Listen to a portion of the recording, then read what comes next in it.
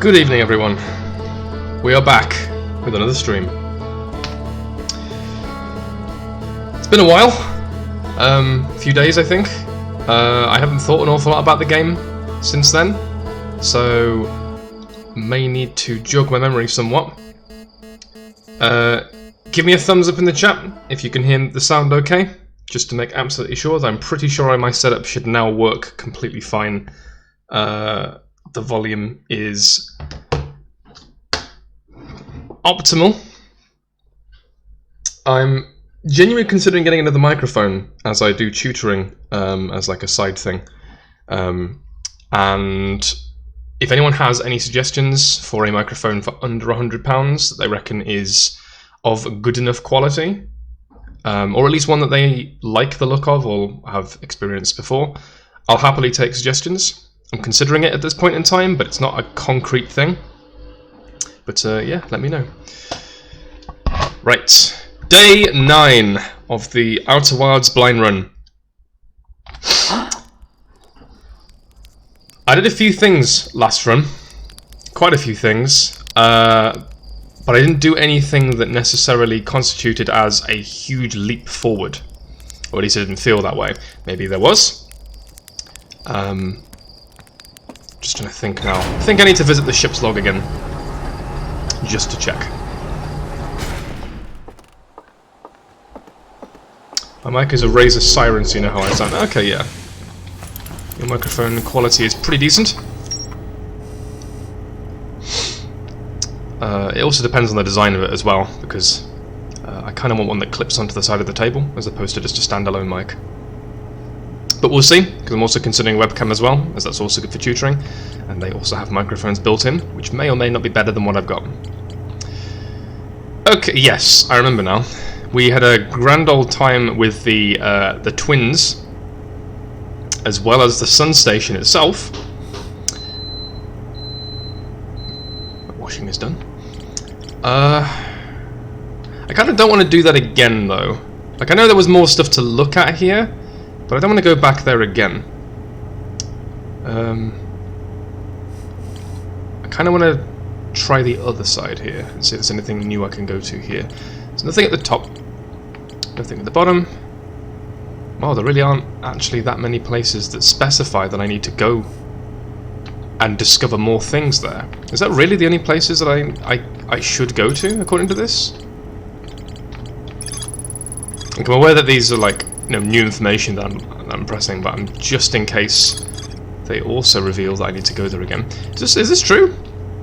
I mean, we do have a link, basically. We have a full link between everything, except for this, the subsurface energy readings, and the frozen Nomai shuttle, sorry. So let's have a look at this again. Because this is the last thing that I did, I think, was try and access the shuttle on the interloper. I found the Nomai shuttle almost completely encased in ice. The Nomai landed on the interloper not long after its arrival in the solar system. The Nomai landed on the interloper not long after its arrival in the solar system. Whoa, what? Really? How do I know that? How is that a confirmed thing? Was one of the readings outside of it an indication that it was relatively soon? To my knowledge, the Nomai had been around for a long, long time, and they just landed here, and it was frozen immediately? Okay. The shuttle's equipment heard strange energy readings coming from somewhere beneath the surface, so there is more to explore on the interloper. There were 3 Nomai aboard the shuttle. One of them stayed behind to keep the shuttle warm, while the other 2 explored the interloper. And I haven't found any bodies, and we all know that the Nomai love scattering their bodies around the solar system. Clary, the Nomai who stayed behind, lost contact with the other 2 after they descended below the interloper surface. That was it, yes. I was trying to affect the Nomai's orbit, the interloper's orbit. Interloper and Hanging City are the biggest leftovers. Notes on the sun station said, "Hey, a new comet, let's go see." Yeah, It's more a question of what the game engine will allow me to do, as in, is there a specific sequence of events I need to do in order to affect the orbit of the interloper? Is what I was doing kinda correct, but not quite enough? Is there something better I can use, involving the gravity cannon, for example? I don't know at this point in time. The Nomai shuttle that's frozen on the interloper can be called home to the gravity cannon on In-Between. Which I have done. At least once. But it's not just about recalling the shuttle and entering it. It's about the energy readings beneath the surface. 2 of the Nomai located a fissure in the ice on the interloper's sunward side. They descended inside to investigate. On the sunward side? I'm pretty sure I've checked all around the sunward side. But I must have not. I must have missed something, just like I missed the poles on the moon. Tell you what, let's go have a crack at the interloper again. I get the distinct impression that I'm either missing something obvious, or when it gets closer to the sun, I'm able to access something, and I just haven't done that yet. So let's have a little scan. Where is the interloper? It is on its way round towards the sun. Hopefully this run doesn't involve an awful lot of me flailing about in empty space and then hitting the sun on my way out. I remember now, because I tried using bits of the white hole to try and intercept the interloper, but it didn't really work. And I also remember the autopilot not being the most efficient way or safest way of landing on the interloper. In fact, I'm going to crash into it at this point. So let's scoot out of the way.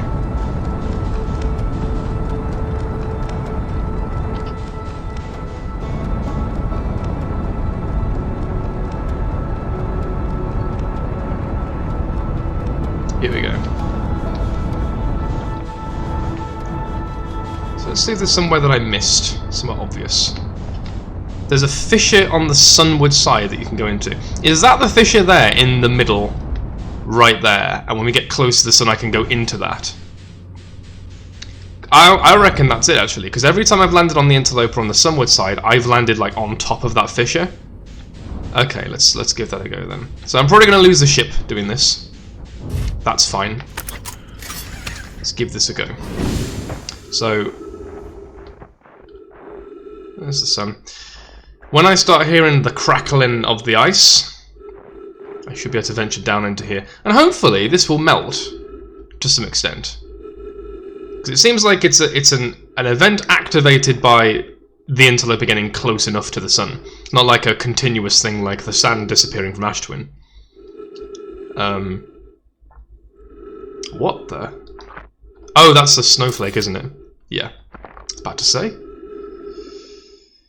Hello, Quantum Moon. Goodbye, Quantum Moon. So does the Quantum Moon just not have any gravitational pull? Surely that would mess with a lot of things.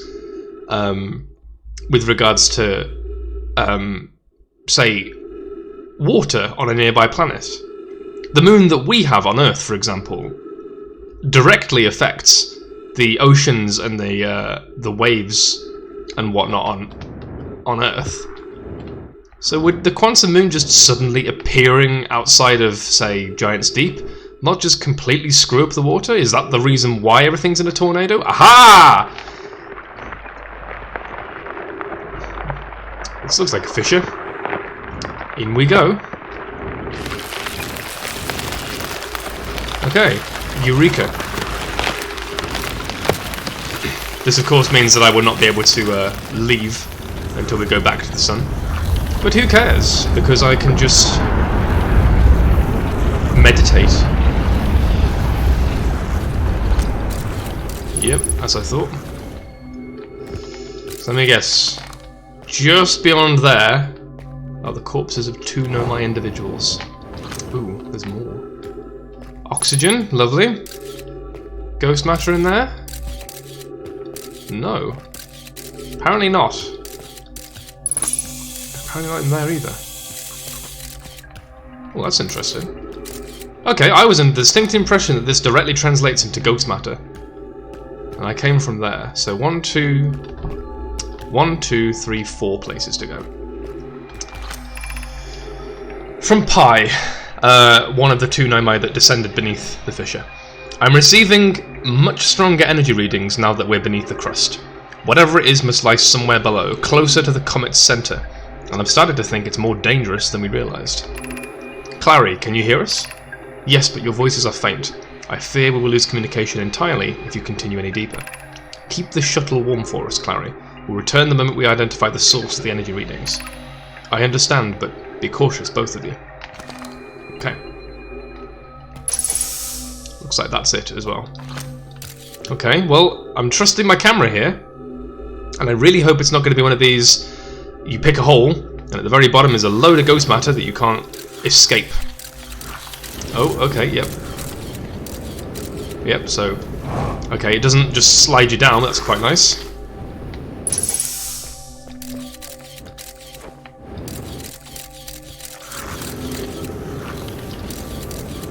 Might have been a better idea to send a scout down here, but... Does it branch off? Yeah, kinda.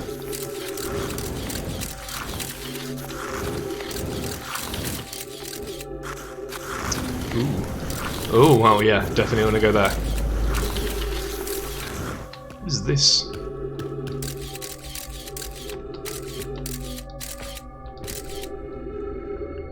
Okay. So, yeah, where there's ghost matter. I do not want to go down there, although it does look very fun down there. Let's sort of crap with the scout, shall we? Looks like Deep Rock Galactic.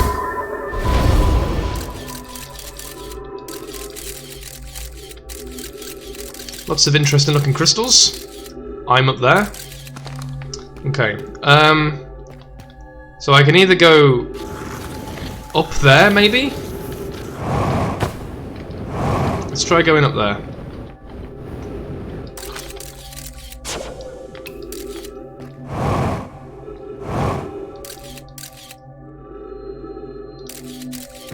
Okay, we're good. There's 2 places to go. Let's go this way.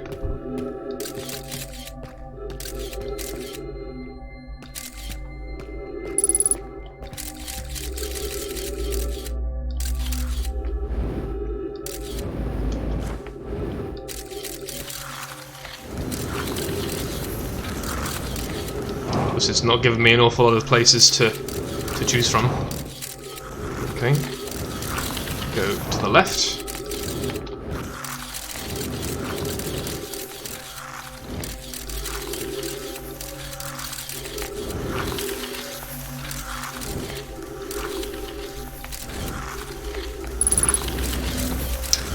Another death trap. Do not want to go in there. Round we go. And here, ow, my head. Well, corpse number 1. Ooh, corpse number 1, and you appear to have been infected with ghost matter? Is that what you look like when you die to ghost matter, I wonder? These little crystals that spawn on you? Is it like a fungi, but like a mineral sort of fungi? It's interesting. Okay. Into the giant ice vagina. Ooh. This is the core. Ship log updated. This is ghost matter there. Just making sure I can freely access this area. Ooh. Oh, I thought that was like a ball of ghost matter then. That's interesting. Okay. So don't go straight up.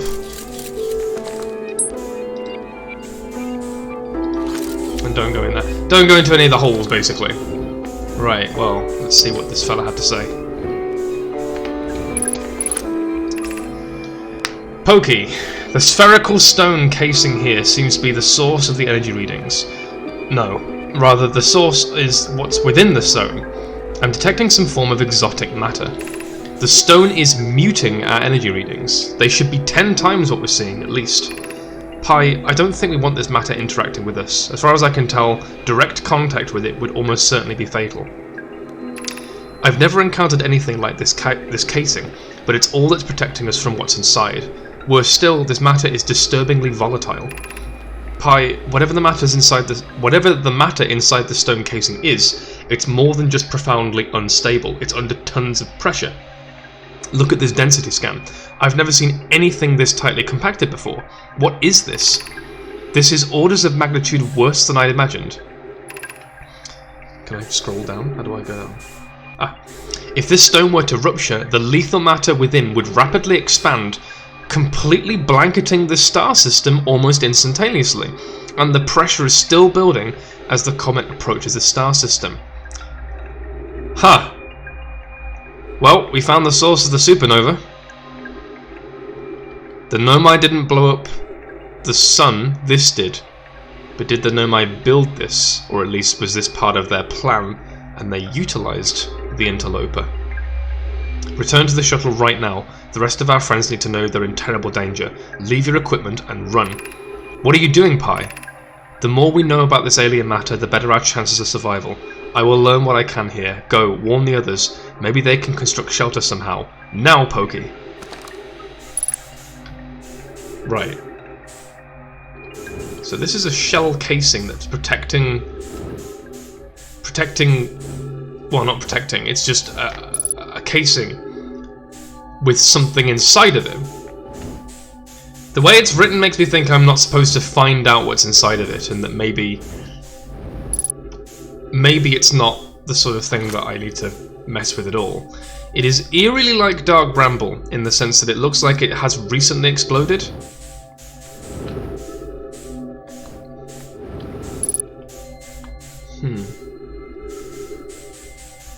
And the question is there anything more for me to explore around here? I can't go through there. I don't think that's a hole. It's not a hole. That's not a hole either. That's a death trap. There's nothing else for me here. Except to touch it. What happens if I touch it?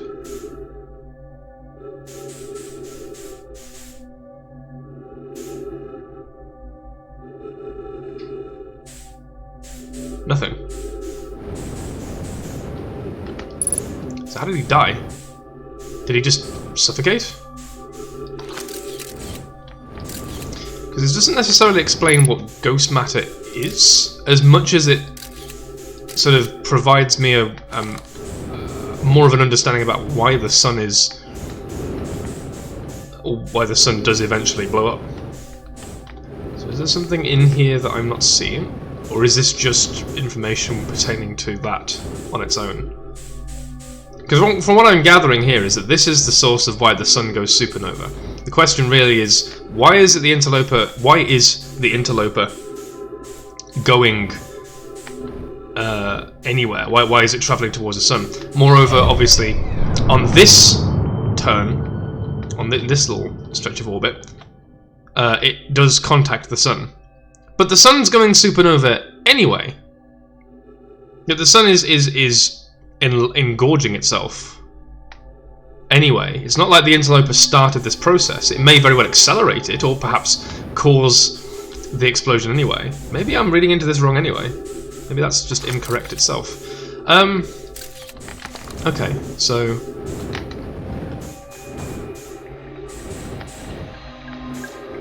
I can move him. That's interesting. Did I miss something on here?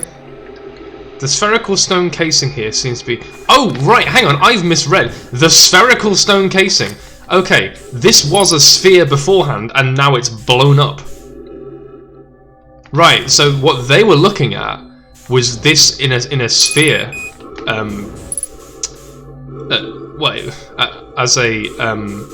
As a solid, unbroken object, and what I'm looking at is the result of that.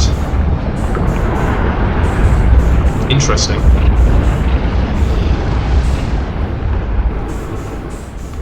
So, effectively, I'm too late to really see what they were looking at. So when this exploded, did it release the ghost matter? I'm gonna die anyway, so let's just go through. Can I get through quickly? No, I can't get through quickly. Just in case. Okay. Well, let's see what the ship's log says. As I imagine now I've got an entry called the Interloper. But I want to see what it links to and if there's anything else to explore.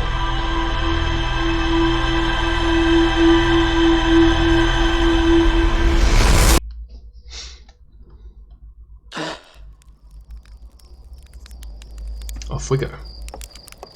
I can feel myself getting nearer.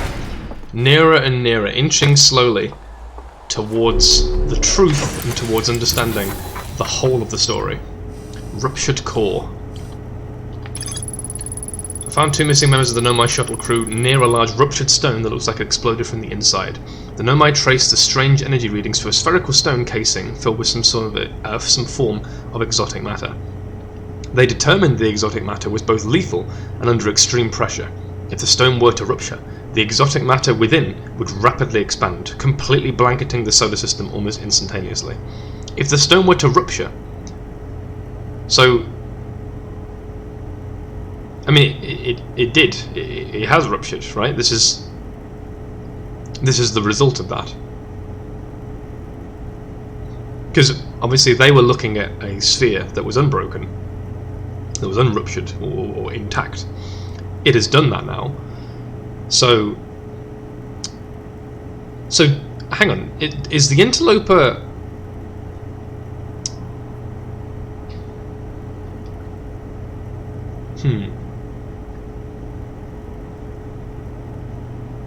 Am I thinking about this in the wrong way? Am I not? I think what I'm doing is I'm thinking, why is the Interloper here? When I should be thinking, where did the Interloper come from? The Interloper is an asteroid. It's a comet of some form. The Interloper itself is just a big rock with basically the equivalent of a gigantic volcanic nuclear device inside of it. Am I right in thinking that perhaps this came from where the Nomai used to live, and it is perhaps the source of why they came here, or the reason why they came here, because this thing, or something like this thing, forced them out of their home solar system, or their home world? Is it possible that the Interloper is the reason why they're here, and they just got really unlucky and something followed them? I don't know. Questions. More questions. Not a bad thing, though. Right, well, that solves, at least, provides more information about the Interloper, but I still have more things to explore. I think we're going to go back to the Sunder City. I don't want to, but I also haven't explored the Hanging City properly, and I haven't explored the Black Hole workshop yet.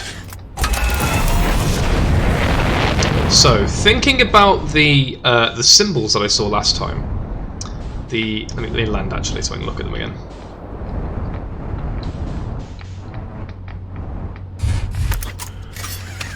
Okay. So, where were they? I think they were up here. Were they up here? No.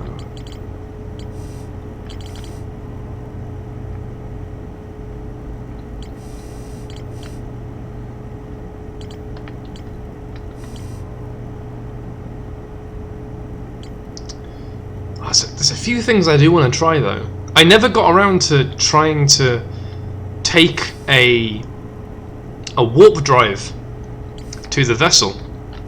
I never tried that. And I'm wondering if that's of importance. Here we go, the Black Hole Forge. The Nomai crafted warp cores at the Black Hole Forge before delivering them to the Ash Twin. Maybe doing that will solve that problem anyway.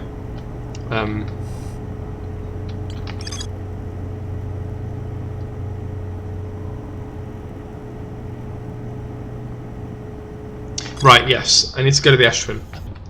Let's do that. So I go to the Ash Twin. What I was doing before was trying to get to the correct warp spot. What What is that? The interloper, yeah. Whoops. Right, to the ash trim. Hello again, Alex. Good to see you. Glad you could join us. You've not missed an awful lot. I explored the interloper just now, got inside of the crevice that was inside, and learned a little bit about the core of the interloper. Now I'm going back to the ash trim to do what I was doing last time, to hopefully complete what I was doing last time and actually get this done. So fingers crossed it goes well. So if I'm right in thinking, I want to find the place that warps me to the Brittle Hollow, specifically the Black Hole Workshop area next to the Hanging City. That's, if my assumption is correct, equator.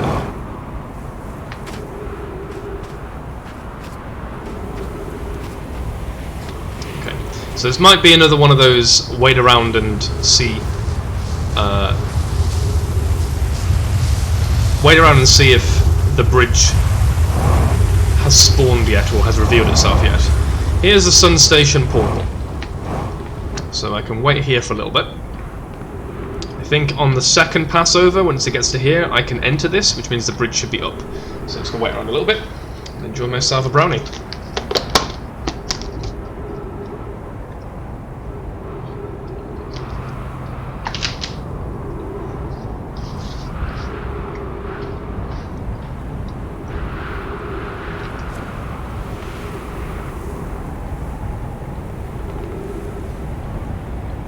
You wouldn't like these brownies, there's no meat in them.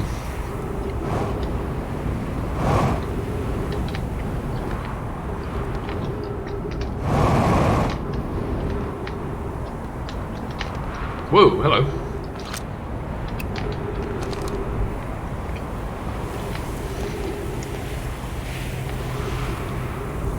Yeah, your typical meat brownie. That's what you guys eat, isn't it? Meat with everything. You enjoy a good hot dog on your pancakes.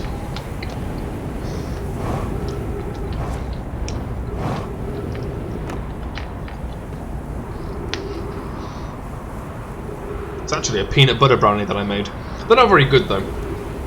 I followed a recipe online, which was my first mistake. And having made brownies before that are absolutely delicious, the new recipe effectively told me to add a quarter of the amount of flour that you should add, and about a third of the amount of sugar that you should add, which meant that the resultant mess of brownie mixture was too small and very, very doughy. So I added a bit more to it, and that made it worse because I added a bit too much flour. Peanut butter is not revolting. Peanut butter is delicious and nutritious.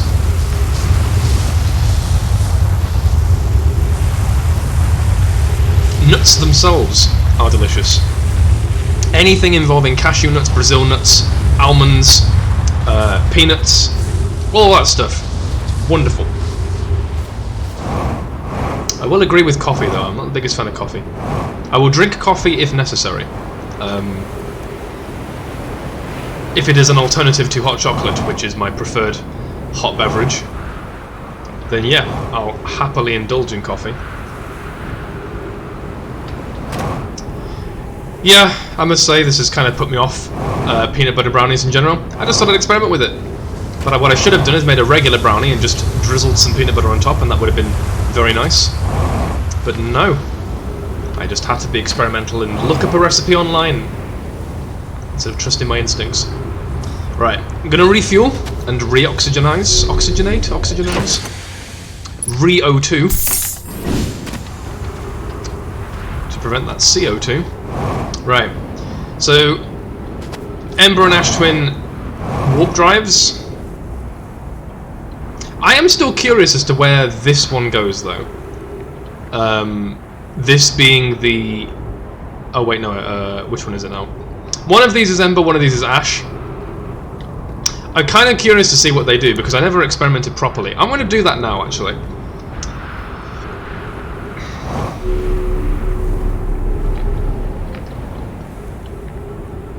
I didn't want to go that way, I wanted to go the other way. So, I do apologise if the first warp that I try is one that I've already tried. See, here we go. It's got a little side, it's got steps around the side, both of them do. The implication there, according to the log, and at least according to the scripture that was on the log, implies that the cyclone is for Giant Steep, but it's not the case. I'm under the distinct impression that Ash Twin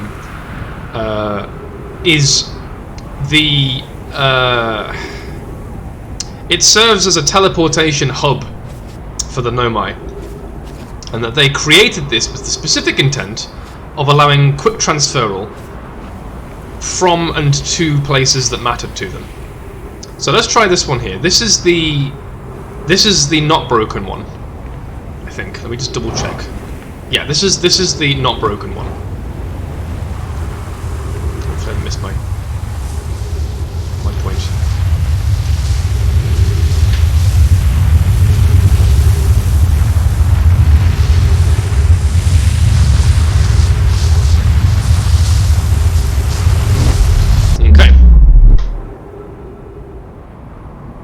So this has taken me to the Ember Twin.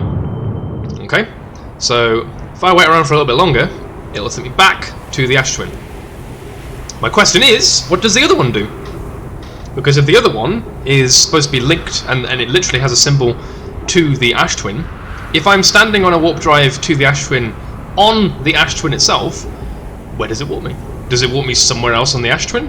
If it does, cool. I'm very interested to know why. And what, and where, and how.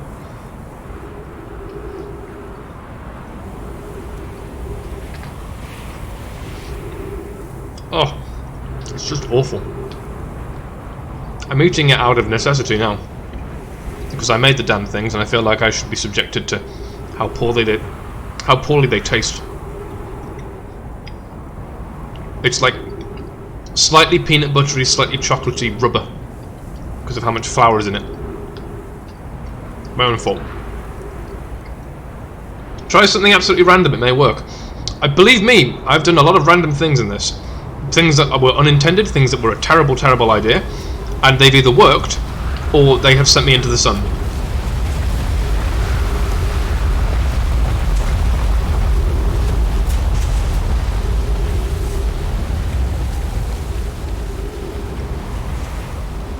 Take me back! Why won't you take me back?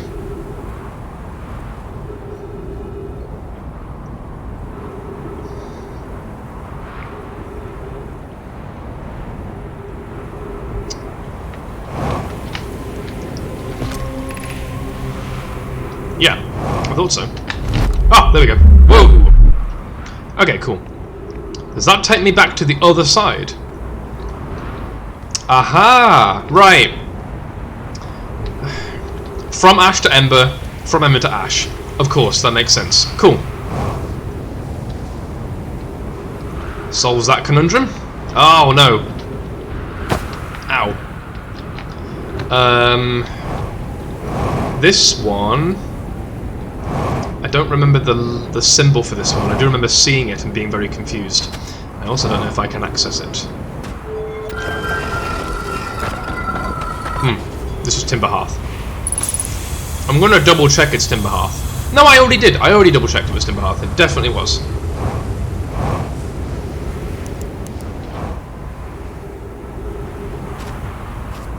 I arrived at the same one I left. No, I didn't.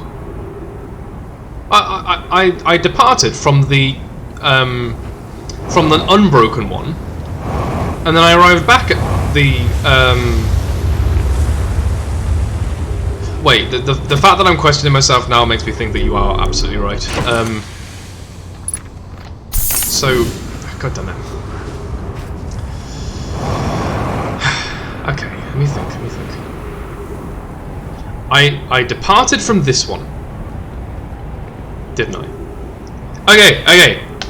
I'm taking a fucking photo to remind myself, because otherwise I'm going to confuse myself. Here is my departing area. This is where I departed from. Like a postcard. Here is where I am, Mum. I'm using the warp zone. Don't forget it.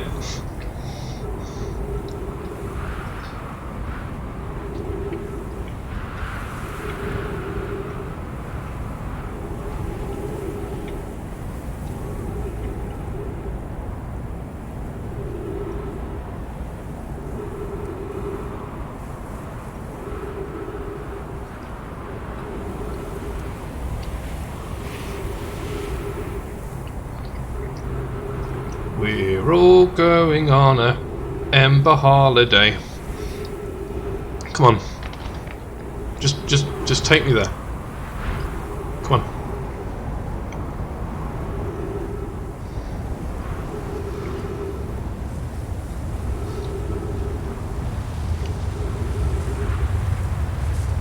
Alright, I can hear it coming. Oh Lord, he coming.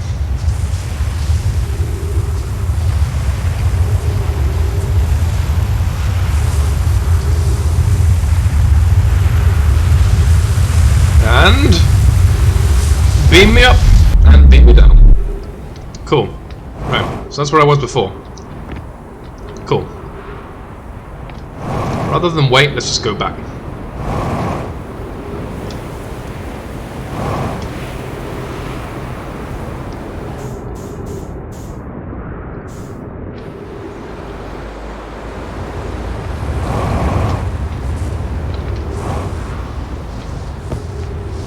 Cool.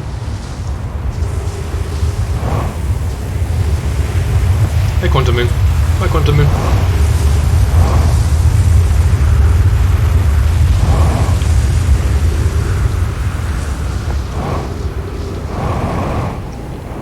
Okay, let me check my photo.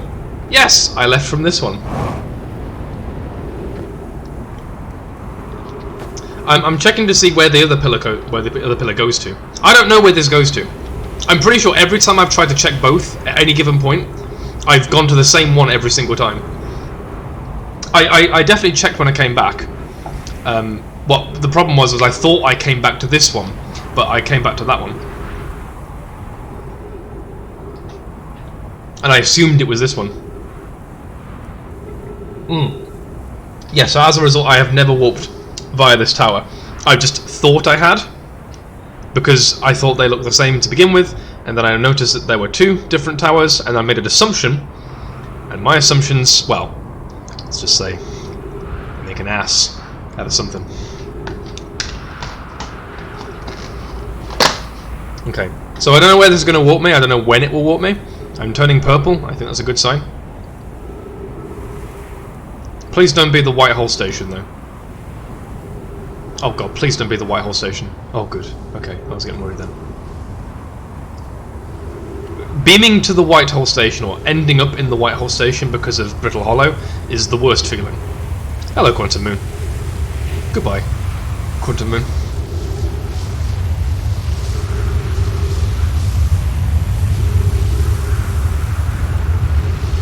Wait, is this gonna kill me?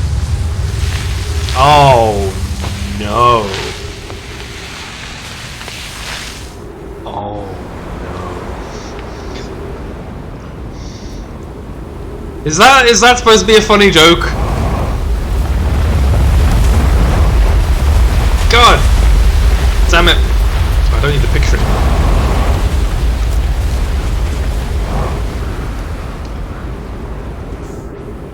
Oh, there we go.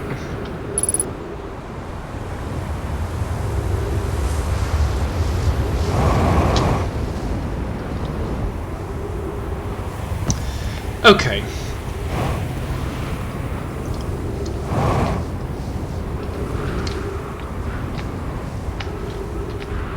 So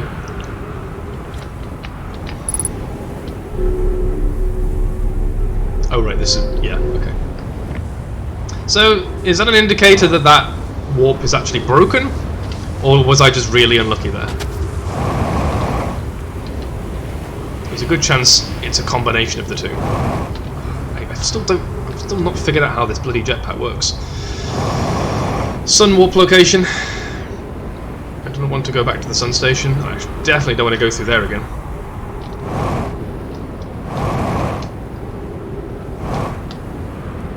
Running out of fuel.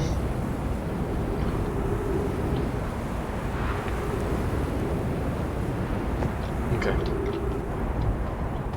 This is the broken tower. If the Ember Twin goes overhead again, I will move out of the way.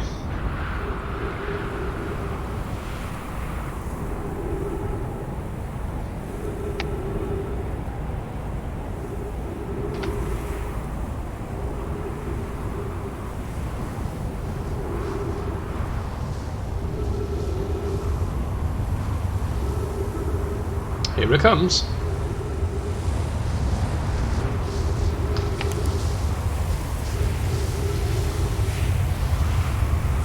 Okay, there we go.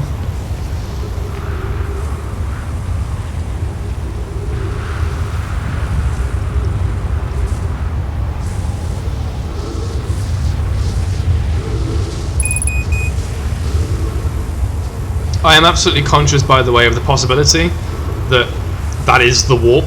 That's the whole point. That instead of it warping you somewhere, they just said, "Oh hey, if it's taking us to the Embertwin anyway, who cares? Because sand. I'm turning purple. Am I going somewhere? Where am I going? Turning purple is good. Where am I going? Nowhere? No?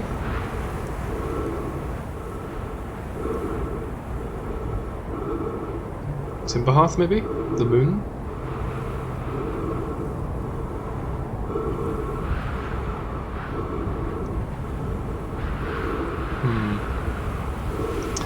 Yeah, the sun's not looking too healthy either, and my oxygen is about to completely dissipate, so I think I'm going to die before I warp anywhere. Yep, there we go. Okay, I'm going to assume that that is either broken or I'm missing something integral. That's fine. Let's try that again.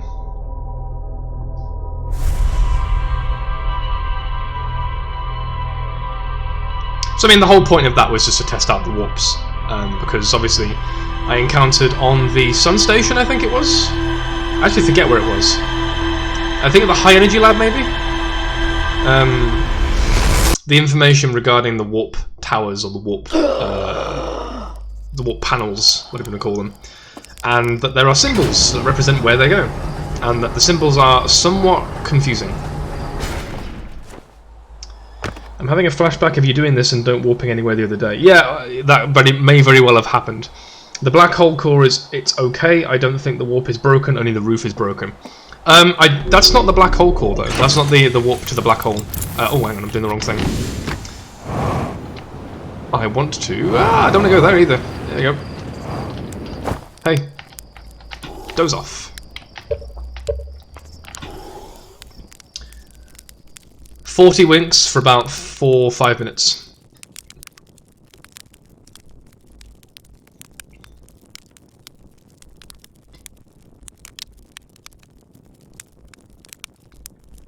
I might do an achievement run at the end of this game. I might try and just get every achievement for this game once I've gotten the ending, or all of the endings, however many there are. I don't know anything about the ending of this game. I don't know anything about what happens when you wrap things up, if you wrap things up. I sincerely hope it's not like No Man's Sky, where you start everything again and you are infinite and something like that. So oh,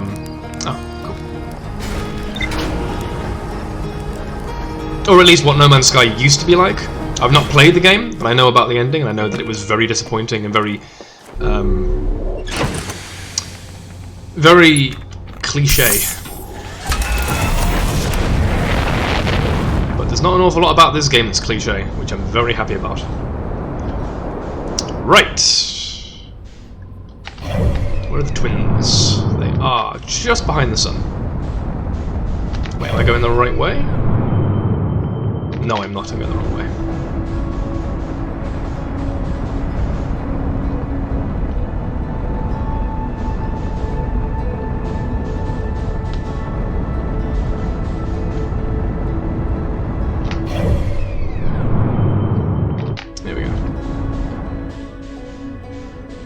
Yeah, I've heard that there's been some changes to the game that have dramatically improved gameplay.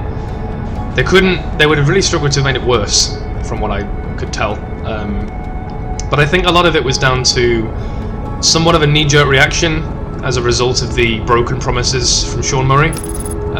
Although I wasn't part of the hype for No Man's Sky, I do appreciate that a lot of people were waiting a very long time for what could very well have been one of the best games I'd ever played, and it scratched the itch of space exploration and general wonder of space that has not really been seen in a game. And then it turned out to be Spore, but worse somehow. But yeah, From what I've heard, they've actually added a lot more to the game that's made it not just playable, but fun. And I don't know, maybe one day I'll try it. Maybe not, depends how much it is. I'm certainly not going to pay retail price for it. But, who knows?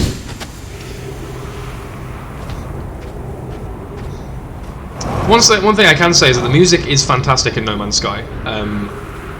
Forget the name of the composer. I think it's a band that they hired. But the music, particularly for the ending sequence, is absolutely fantastic.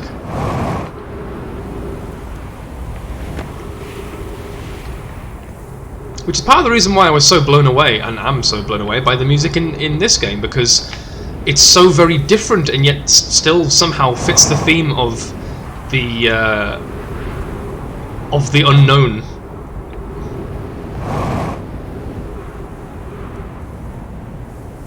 Yeah, so I did some research on the awards that Outer Wilds has won. I was under the distinct impression that it was just a good game that may have won some awards for music or something. It won 3 BAFTAs. 3 BAFTAs! The closest thing to that, I think, was Journey, which I believe won a BAFTA, possibly something different. But it won an award that's like never been won by a game before. Not an Oscar, but it's like the equivalent to an Oscar in terms of video games. And the music in Journey is the best music of any game I've played, like hands down. And I mean, like, Undertale, for example, has phenomenal music, especially when you consider it was made by one person, or at least composed by one person. But the music in Undertale is unparalleled with regards to games of its caliber, as in pixel games. I think it's just, there's nothing like it. But yeah, the music in Outer Wilds continues to amaze me, and I absolutely adore it. After I finished the game, I was obsessed with the main theme, and I used to play it all day long with one friend. Yep. It's the reason why I'm perfectly happy to have that 10-minute delay with the main menu music just sat there. As gives me time to prepare and helps me relax a little bit. Okay, I think this is the warp that I want to go to. Although this may very well be the Giant's Deep one. I will double check before I commit.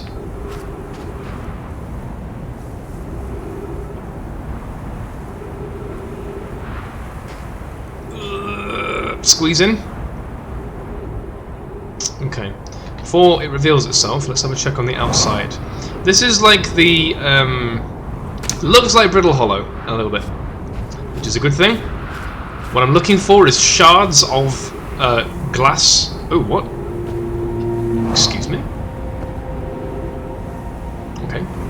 I'm sideways now. That might very well also be a clue. The fact that is there. Yeah, I think this is. Okay. Please don't do that again. Yeah, I think this is the Brittle Hollow one. Let's go. Because of that. Oh wait, no, that does actually take me down. Have I been down there before?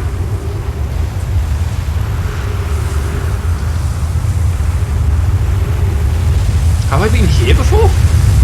I must have been here before, right?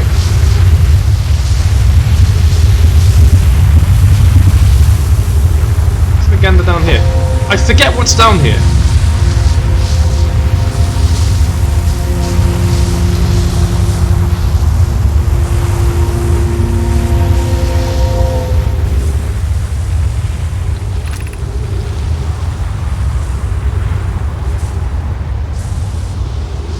Yes, I have been down here. Of course I've been down here. So this is the Black Hole Core warp, to my knowledge. Whoops. So let's go ahead. So the one that looks like Brittle Hollow, surprisingly, goes to Brittle Hollow. That's my assumption here. Please don't want me there. Please don't want me there. Please? Oh, good. The only one that you didn't use is the Broken Roof one, yes, which I'm of the distinct impression does not work. Or at least I'm missing something. Okay, Brittle Hollow. Off we go. Excellent. Now, rule number 1, do not jetpack anywhere. I am not jumping, I am not jetpacking, I am not doing anything stupid. My intention is to explore this place as much as physically possible. Black Hole Forge left. I went left last time, and then I got sidetracked. I want to know what's up here, because this is the Hanging City. To my knowledge, we are upside down effectively here, so I'm hoping that this doesn't send me into outer space. Okay, good. That's good. I have been here. Oh, there we go. Yeah, so it sends me upside down. To the surface.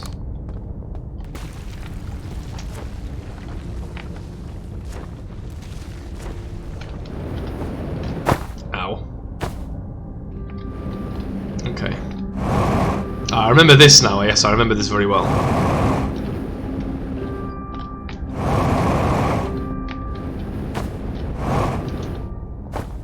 Okay. Really need to think about what I want to do here, because obviously this place is somewhat screwed up, and it's going to be very difficult to navigate, especially with the black hole there. But I imagine that's the way it's been designed by the game, to allow you to explore it in that sense. Although there's a reasonable chance that this is something that will break apart a little later, and I'll be able to explore it once it's through the white hole. Tell you what, let's run with that theory, and let's have a little look at the black hole workshop, which is the main reason I came here.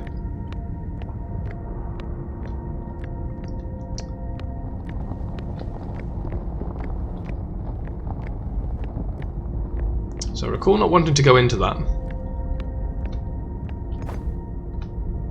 I also recall not finding anything for here.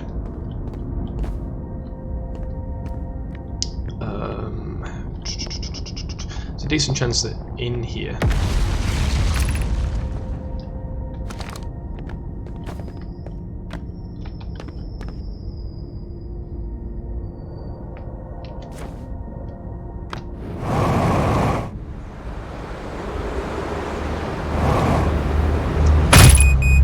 Big mistake. For some reason I thought I would slow down when I got there. Not my cleverest move. Okay. So, okay, I think I know what to do there. I think I have to do that, but then I have to slow myself down. Maybe, I hope so. That, or I just have to wait until everything's broken apart.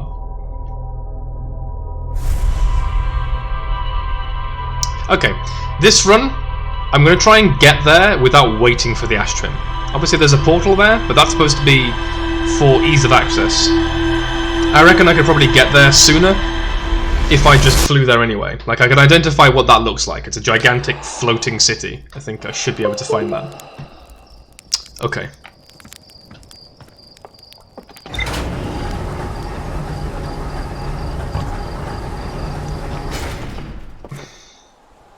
To Brittle Hollow.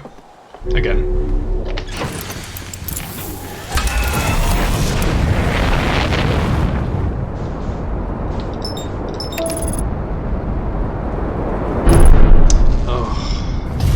I always do this. I always do this.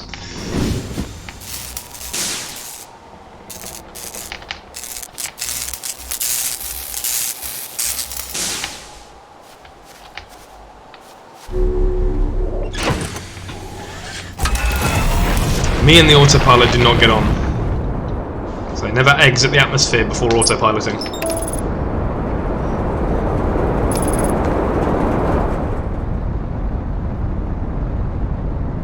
I think even then it was kind of struggling.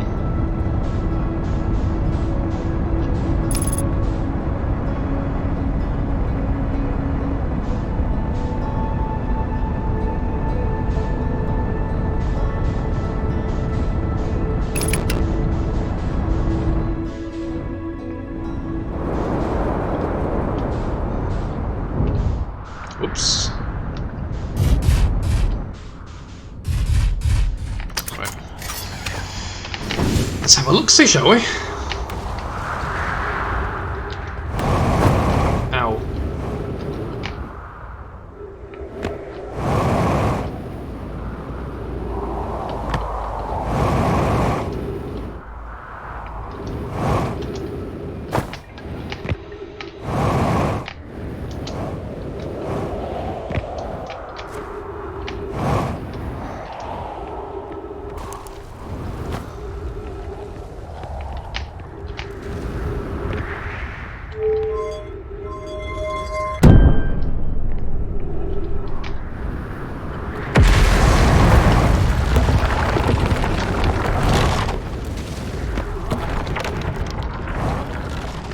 Wait.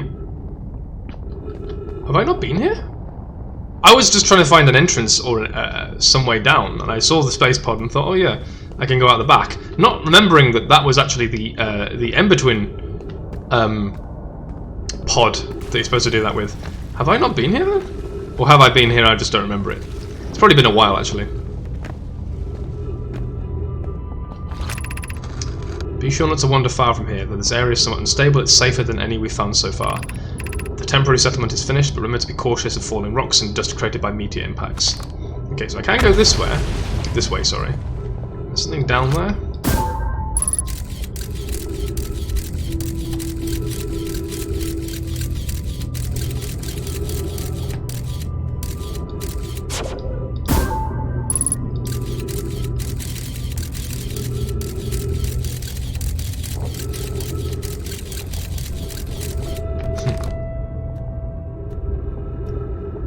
Okay.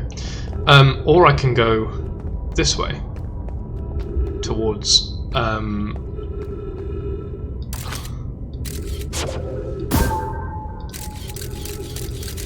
Ah, that's the black hole workshop there that my scout's on. I think. I'm pretty sure that's it. So I do want to get over there if I can. Okay, let's go that way. Can I just jetpack up to there? Can I jetpack up to there? Let's try it. Yep. Oh, just about. Okay. Is there an easy way to get there? Hang on, let's see where it went from. I like the fact that it stops about there. From here. And where is here exactly? Oh, just round the corner from there. Given concerns about the settlement's stability, where should we construct a new, less temporary shelter? We need to stay close to the escape pod so Felix can monitor incoming messages. We can't be rescued if we aren't present to respond. I don't believe anyone is coming to save us, Thatch. Now we must save ourselves. I agree. We're here because the eye signal called to us and we followed. If we're to find it, we need to not merely survive but thrive. This is a wise point, Bloom, and eloquently made. If moving to the northern glacier will keep us safer, then that is what we must do, what we should do. I believe we should migrate to the northern glacier. Okay, so yeah. What if we use gravity crystals to craft a stable path? Sorry, building beneath the crust again would shelter us from the volcanic moon's eruptions. Cool. Ship's log updated. Wow, I can't believe I've not been here before. Oh, that one's broken. Don't want to do that. Wait, no, they're not broken. That did look broken when I saw it. Or at least it looked like it was disabled. Or not in use. Okay. It's one of the very first places I went. Wow, really?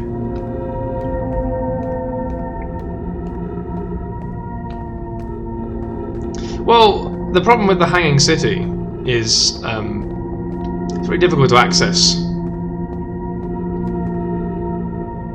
Yeah, well, there's also the problem that there's another place called the Something City that I had explored. In fact, no, there's 3 places called the Something City.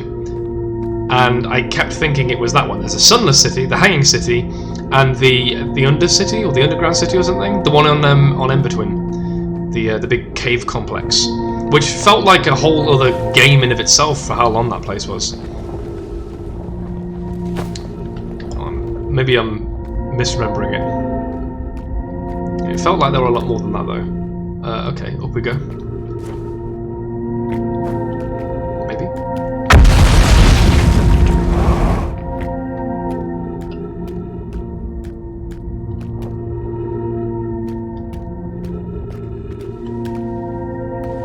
Moon Bramblefish death.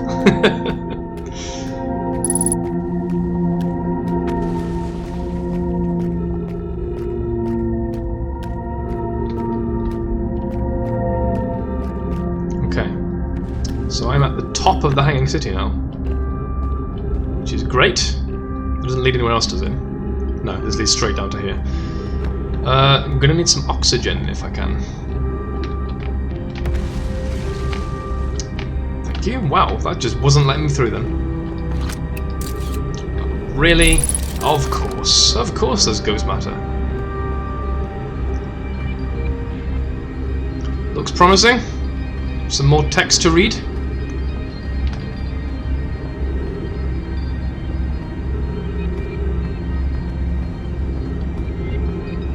Ooh, hello. Hello! School District. Meltwater District. Ice Shrine District. Black Hole Forge District. Huh.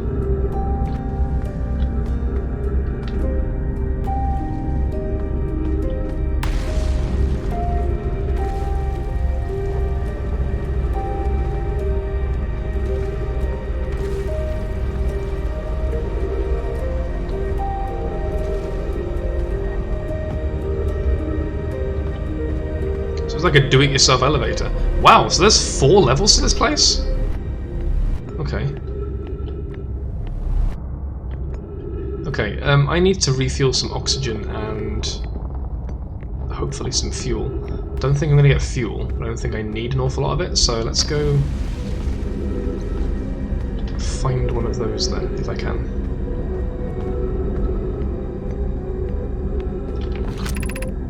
Black Hole Force controls. Ooh, okay. Ah.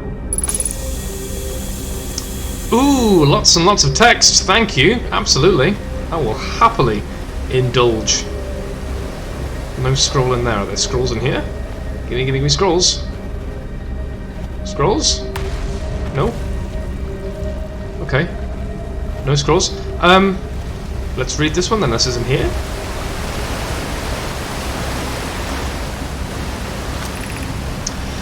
The Ash Twin project requires a powerful, highly advanced warp core. How should we obtain it? Oh, that's it? Wow. That's it?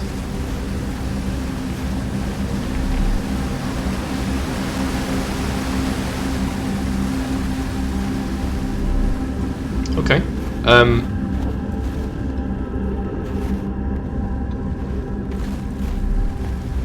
I want to go in there as well, I really do want to go in there, but there's a lot to explore here.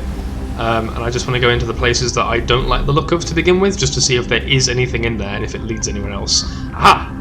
Good. I'm going to leave that there, and hopefully there's another one on the next level, or somewhere here.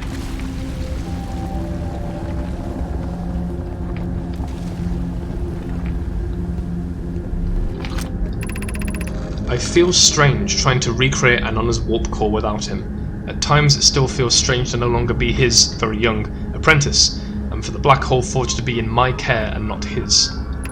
Hypothesis. Question. This will always feel strange. Even though my time with him was short, I miss my old mentor, and deeply. I have the chance to try. To have the chance to try is thrilling, but I don't want to disappoint everyone. I think I can do this, probably. But what if excitement has clouded my assessment of my own abilities? Still, all I can give is my best, and as Anonna would say, should my best prove insufficient, then we'll find another way to achieve what's needed. I have Clary and Root in the Forge, and I have my clan. I'm not alone.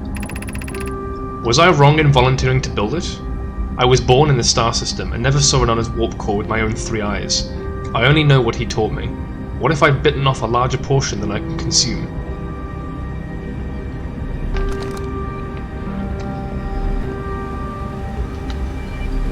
To think about that. The small implication there that perhaps part of the problem with regards to this warping situation they got themselves into is because Pokey was potentially not as qualified as people thought. So there's a warp core there and there's another one up on the steps. Let's see what's in here. That's going to warp me up, isn't it? I don't want to go up. Just gonna test it. Yep. Okay. So let's leave that for now. Scoot ourselves down over to here. Oh no, that it is the same one that I've put down. Or is it? Was this the same one I put down? It's not, okay. Put that there.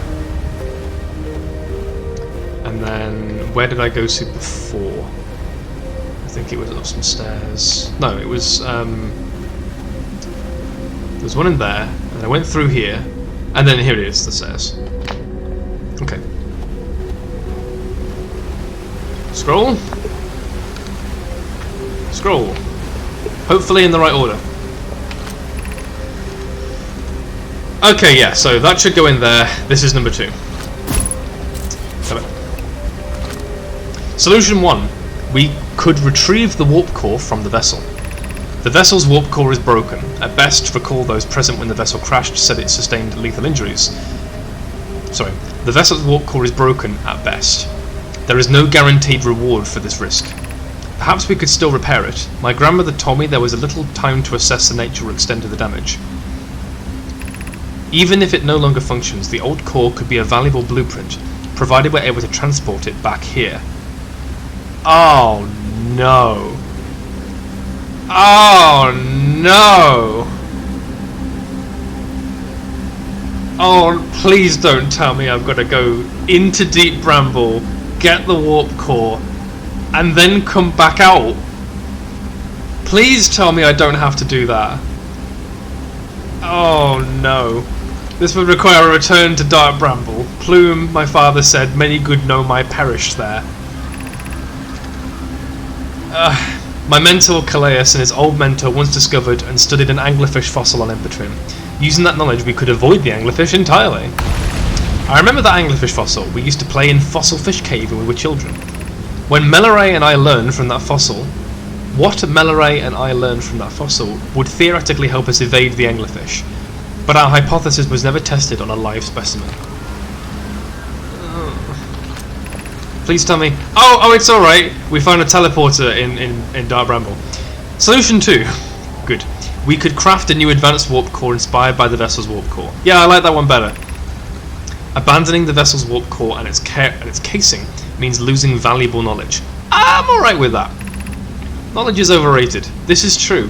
However, it's knowledge we have little hope of recovering. It would be best to relearn, I think. I would very much like to craft such a powerful core.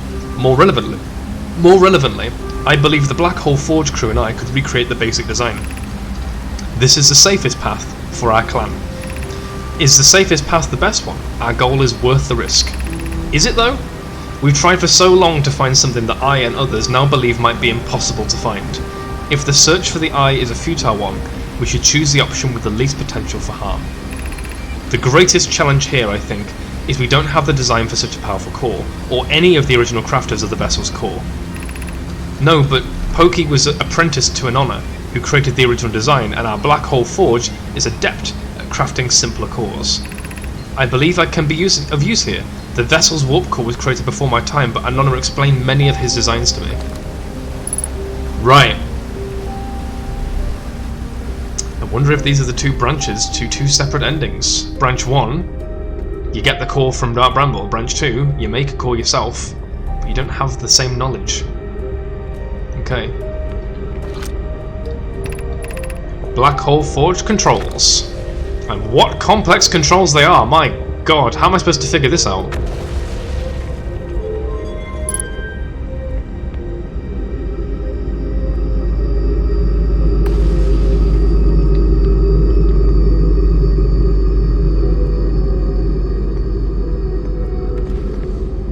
Ah, okay, yeah, that's where it went. Do you want me to tell you? To tell me whether I need to go back, or to tell me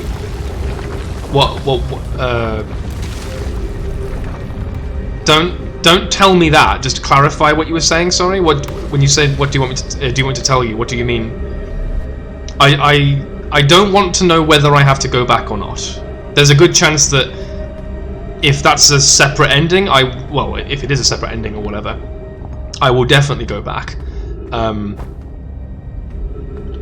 But the game is implying the scripture I've just read is heavily implying that is an option, but it's not the option necessarily. So yeah, just clarify that.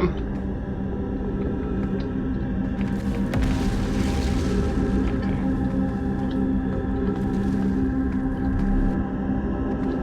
Both broken up there. Okay.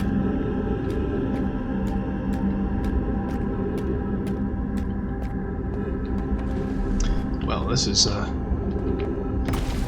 bit fucked. Ooh. Hello. I want to get over there. Can I get over there from here?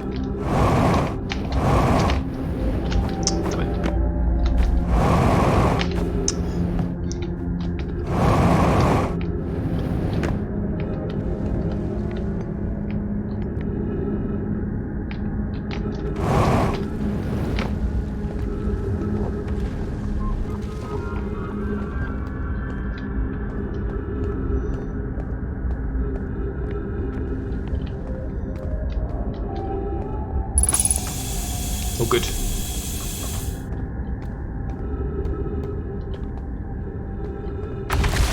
My God, it's... I think I said this once already, but it's like Pompeii, just abandoned ancient architecture with just bones, like almost like a frozen in time situation. It's awful. Right, what do we got here? Be welcomed in this place. This shrine is a space to reflect on what brought us to the star system, the signal from the eye. We observed the eye's signal in our travels, and followed it here to find its source. What we know is this: the source of the signal, which we have chosen to call the Eye of the Universe. Oh, they chose to call it. Is older than the universe itself. The rest we have yet to learn. And open your mind to its... Oh, enter, and open your mind to its possibilities. Enter? Enter the shrine? Like, can I go past this? Is that a physical enter, or is this just a sit and do stuff? What is the Eye of the Universe? The Eye is older than this universe, so imagine how much it could teach us. Perhaps it is a cosmic library.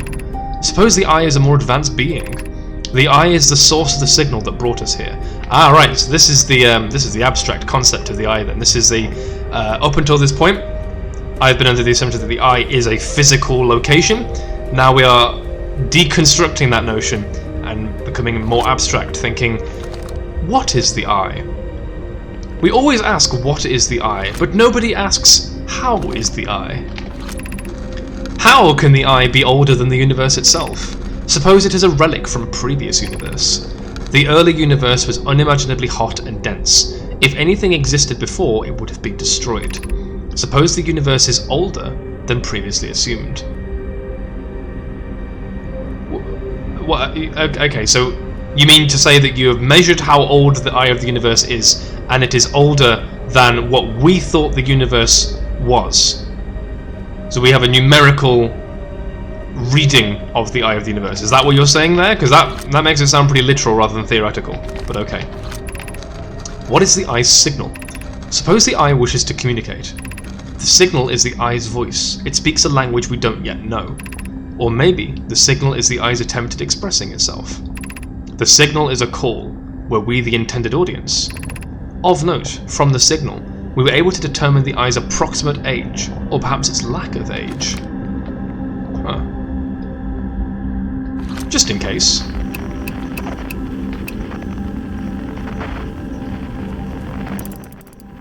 Yeah, just in case. Interesting. Oh, there goes my ship. Apparently. Yeah, I mean, it's a lot to think about.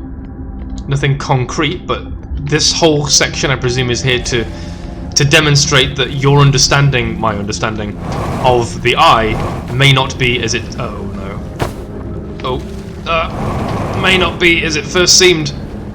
I'm good. I may be better than good, actually.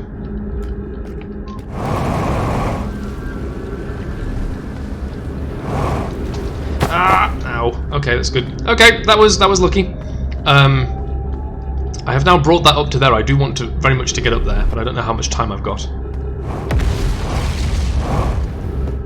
Let's see if we can get there.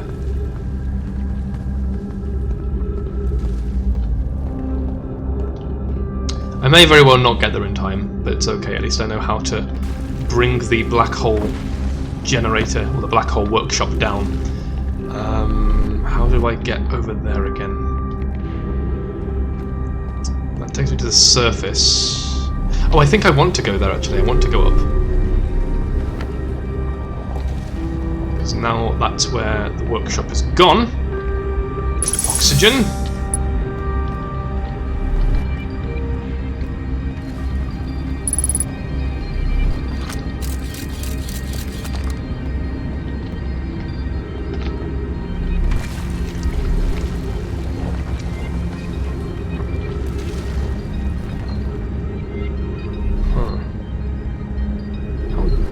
get there now?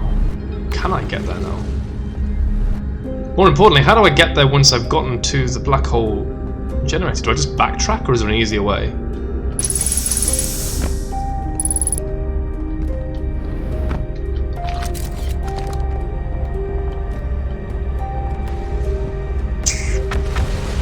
It's frustrating.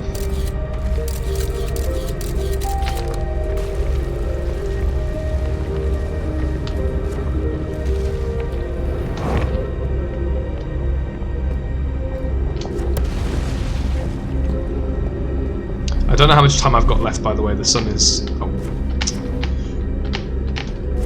The sun is probably not doing too good right now.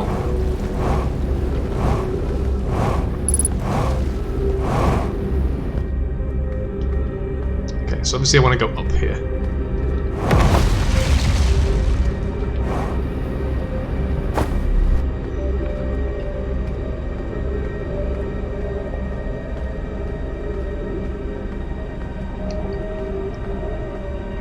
This won't let me go any further up, because I don't think I can squeeze through that.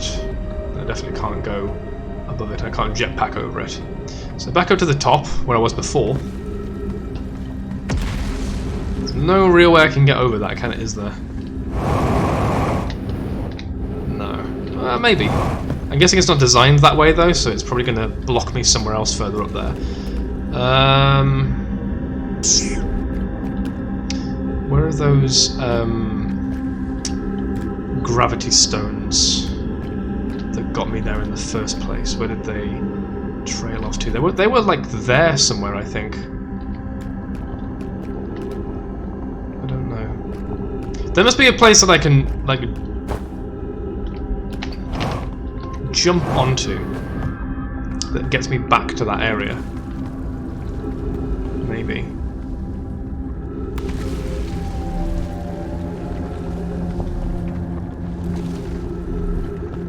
That'll just take me down one level.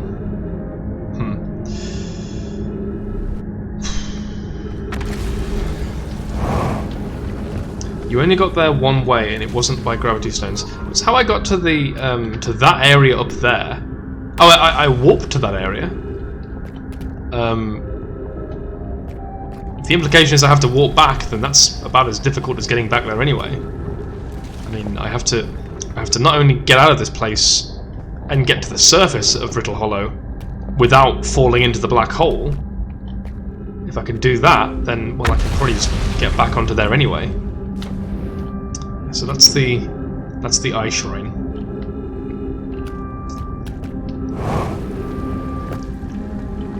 I started at the bottom. I started at the bottom here.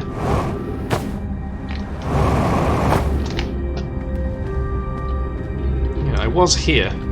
And I read all of that. Let's just retrace my steps. I think I went about this wrong. Ah, there goes the sun. Do-do-do-do. Obviously didn't go that way. Did I walk across there? Oh, it's so close. Okay. Right. Let's try that again. Don't have to faff about with looking at the different places. I just have to get there, operate the black hole workshop, and then get back to the black hole workshop.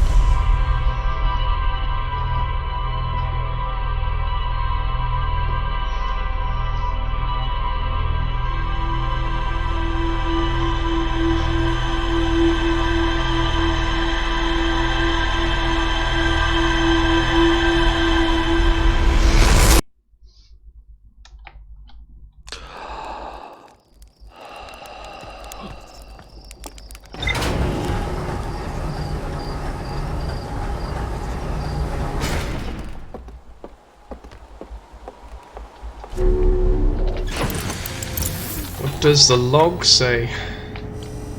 Oh, it just gives me more links between different things. Cool. Okay. Happy about that, and it appears that I've looked at all of the Hanging City, which I'm a big fan of. So now, Black Hole Forge.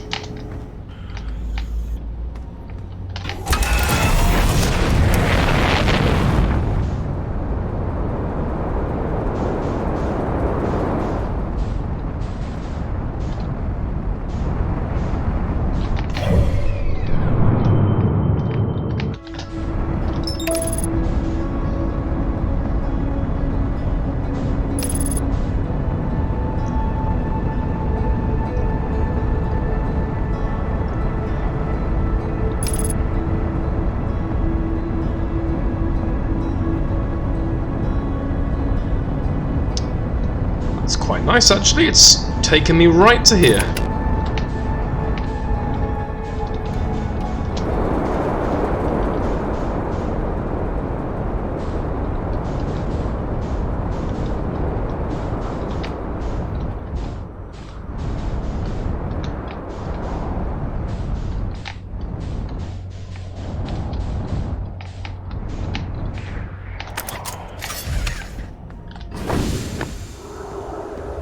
Alright, down we go.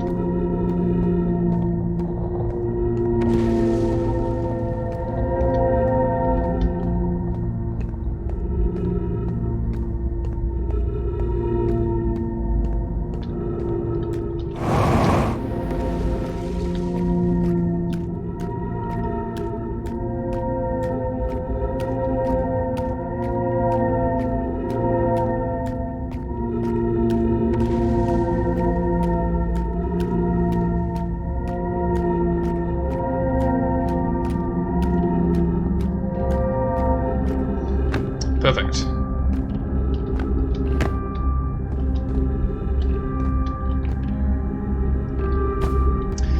So I'm sending this back down, well, relatively down.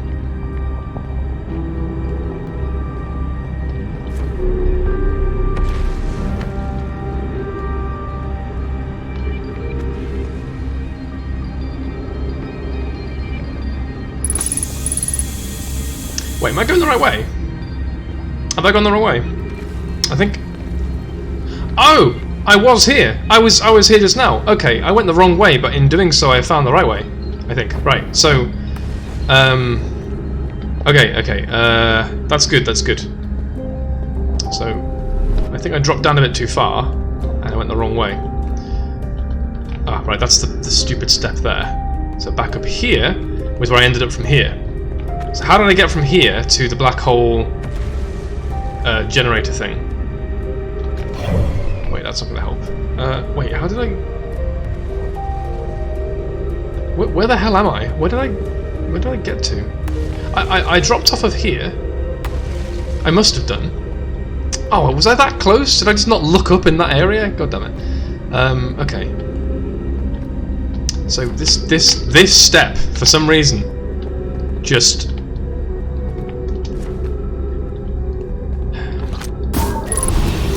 So, yeah, ghost matter, don't want to do that. I want to get to there. How the hell did I get to there? Did I take a wrong turning with the gravity stones? Oh! I didn't take the gravity stones. I took the, oh, I'm an idiot. Oh, and all this time I was thinking that I'd gotten here to the black hole generator thing via the gravity stones. I hadn't done that. I'd gotten to the Hanging City via the gravity stones. Ah! All right. Well, okay. Let's think of what I need to do then. I need to warp from the Ash Twin to there. Then I need to warp back, fly to Brittle Hollow, and get myself down here before the sun explodes, and obviously avoid the black hole. Okay, cool.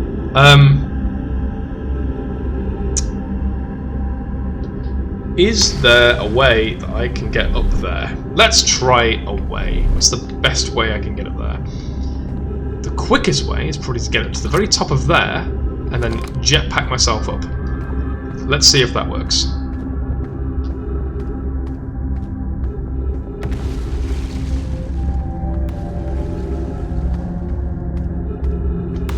So I want to go as high up here as possible.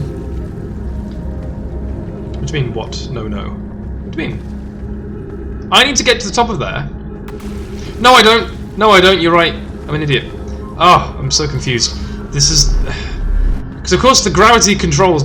The controls are here, on the other side of where this thing is. And I can't get to that. I can't get into that. Can I get into that? I can't get into that. I think I tried.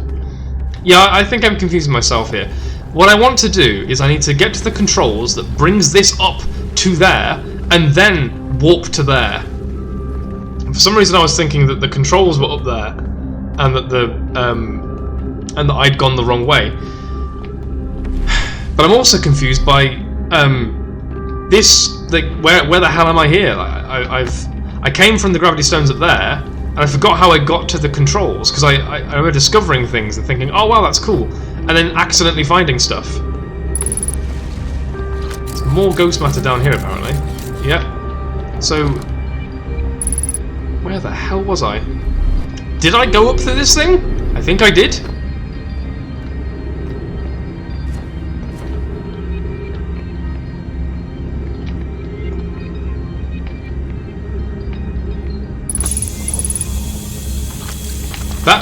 That bypasses that area that I tried to get to begin with. So I'm on the right track, I think. Okay.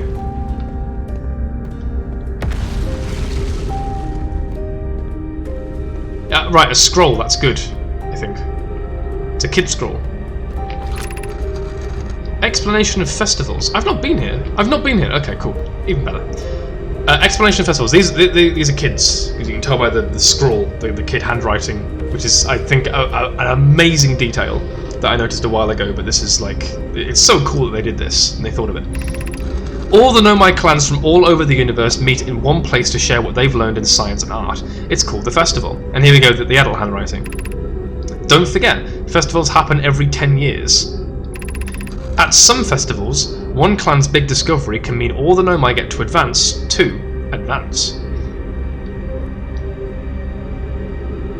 Oh, I see, they advance in technology. Well, like, level up or evolve. Like Anona's warp core, which made it so everyone can warp long distances and explore more. Each clan has a festival envoy to show their most interesting work. Our envoy was Thatch. A single festival could last a long, long time. We can't go because we're stuck here, but Felix says we used to go too. Okay.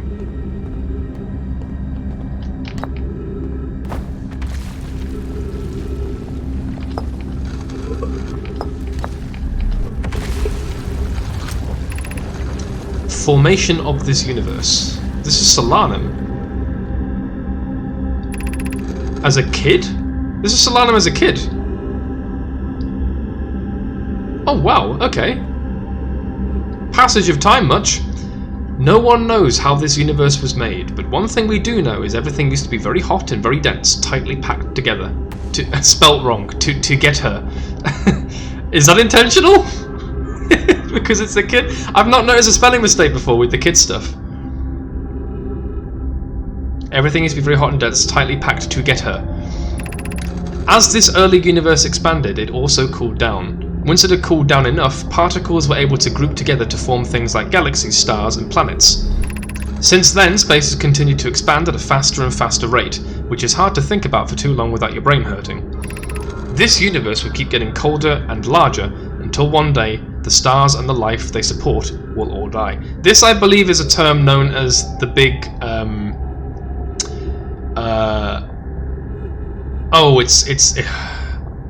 I say this acting like I know what I'm talking about.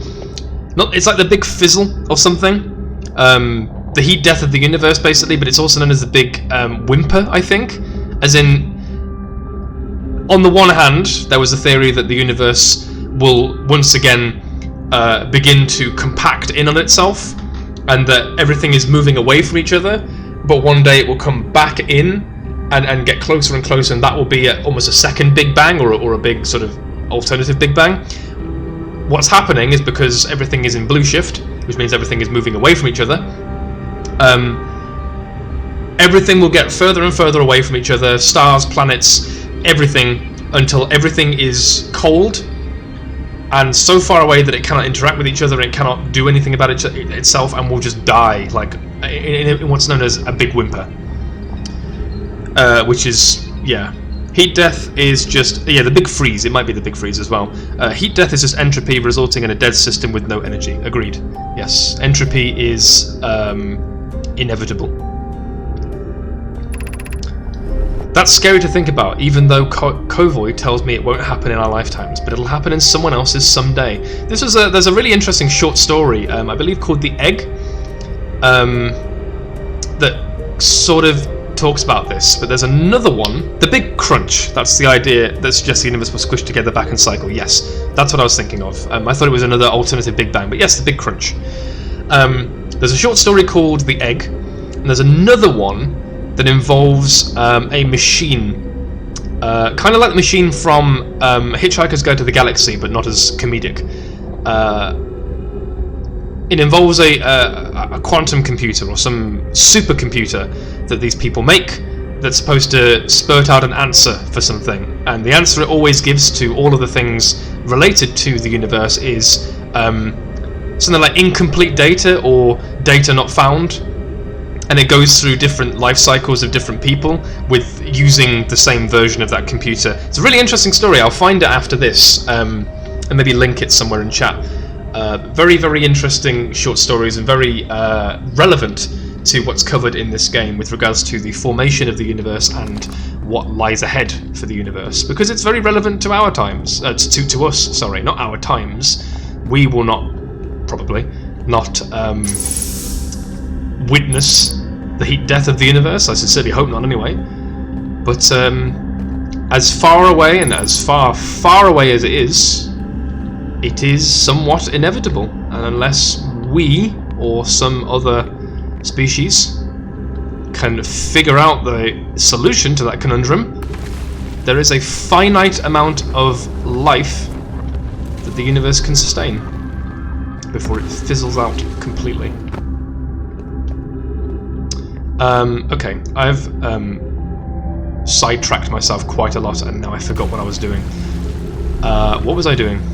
I was going to the controls for the Black Hole Workshop, and I forget where they are.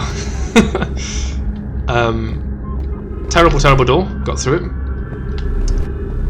This was the place I went to last time. I think I went to this place and then found the controls. I think it was on the second one. That looks familiar. I think that's it, yeah. So it's the next level up. Let's double check. Here.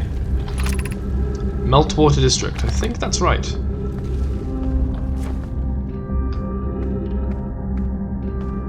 Yes, Meltwater District, because the control was next to a waterfall. Not this way. There it is. Found it.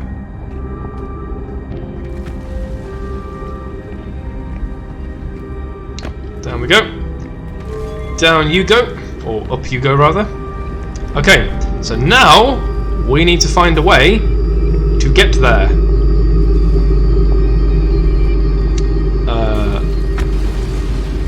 And do something with it. I don't know what. Presumably there's a warp core in there that I can use. But how I get here I don't know. I mean, that's how they got there originally. But I want to enter that way, through there, basically. That's how I got there last time, I think. But obviously I warped there last time, so...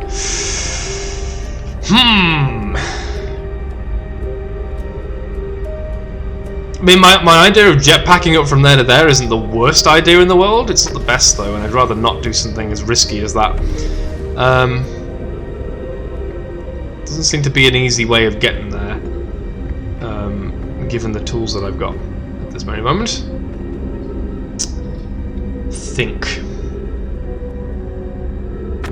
Let's let's see what these other places are. Because this is the school district. This is the Meltwater district. This is the Ice Shrine district, which is all of that stuff that I was just looking at. All of this stuff here, which obviously leads to the Ice Shrine, which I do not want to go to. So, with my ship wandering off in the distance, I'm starting to think that there's not an easy way of getting there. Unless this warps me up to the top. Oh, actually, yes, it might be that thing that I neglected to use last time. The thing that I turned on and then said, right, maybe I'll use you later. No pun intended there. Up here. So this will take me up and out, I believe.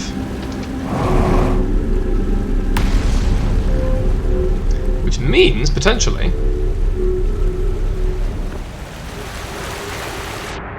ooh, that takes me to the Meltwater district.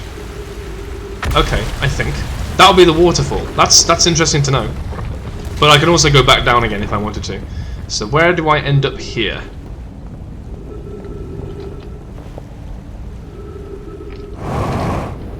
Where do I end up here? Ooh.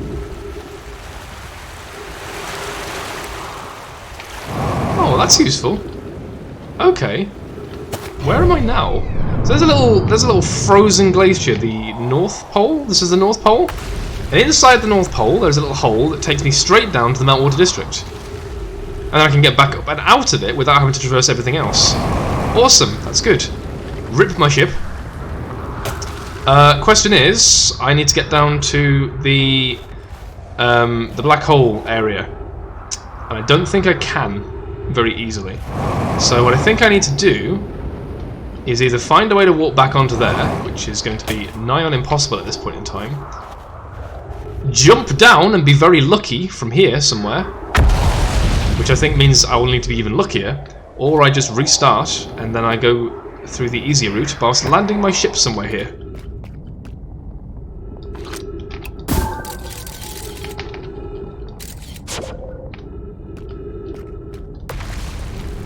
Okay, let's do that.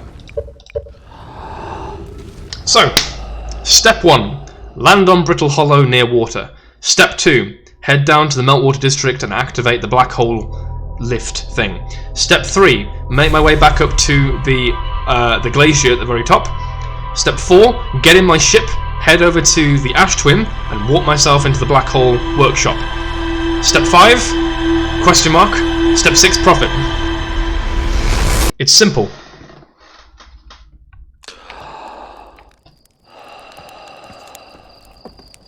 I love it when a plan comes together. Now for me to try 3 times, the first time going into the sun, the second time ending up in the black hole, and the third time actually being successful.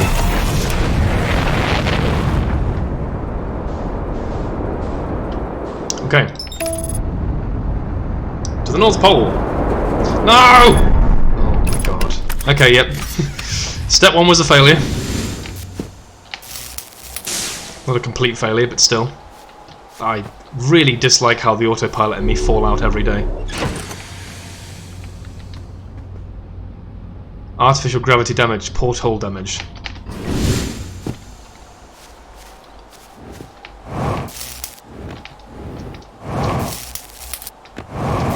I thought I had left the atmosphere. Wasn't feeling very atmospheric.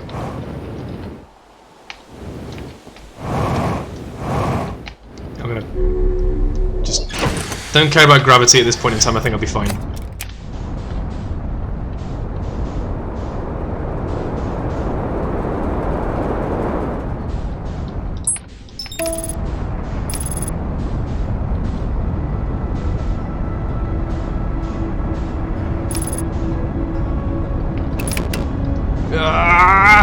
Okay, we're good. Wait, was it the North Pole or the South Pole?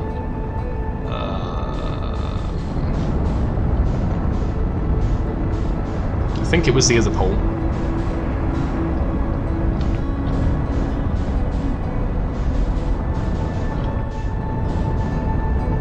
definitely wasn't that one. Okay, it was the other one. You could sneak the ship into the center and land on the bridge. Why would I want to do that, though? Well, I mean, I know where I'm going now. I want to stick with my plan, and if this plan doesn't work, then I'll consider yours. My plan was pretty foolproof, or at least not Sean-proof, but foolproof. The question is, I don't know where the entrance was. I think it was here. Oh no, have I lost the entrance? Where was the entrance? It was here somewhere. Oh no. Oh, I forgot where the entrance is. It's one of these. It's one of these places. Okay, let's just go down. This game has taught me nothing is Sean-proof. Well, if yeah, you're completely right. Damn it. Okay. Find the entrance. Where does the water flow to? The water does not flow anywhere. Oh, here we go. Found it. Ha! Easy. Down we go. Continue going down.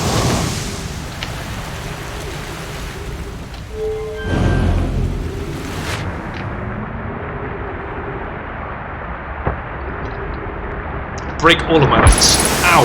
Yep, break all my legs. Done. Easy.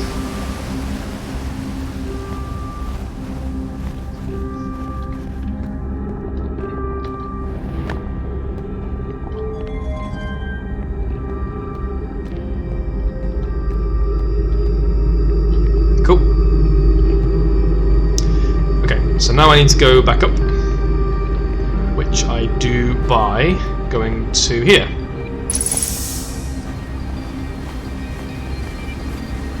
If this was speedrunner mode, I'd have failed already by crashing into the... well, crashing back onto Timberhearth.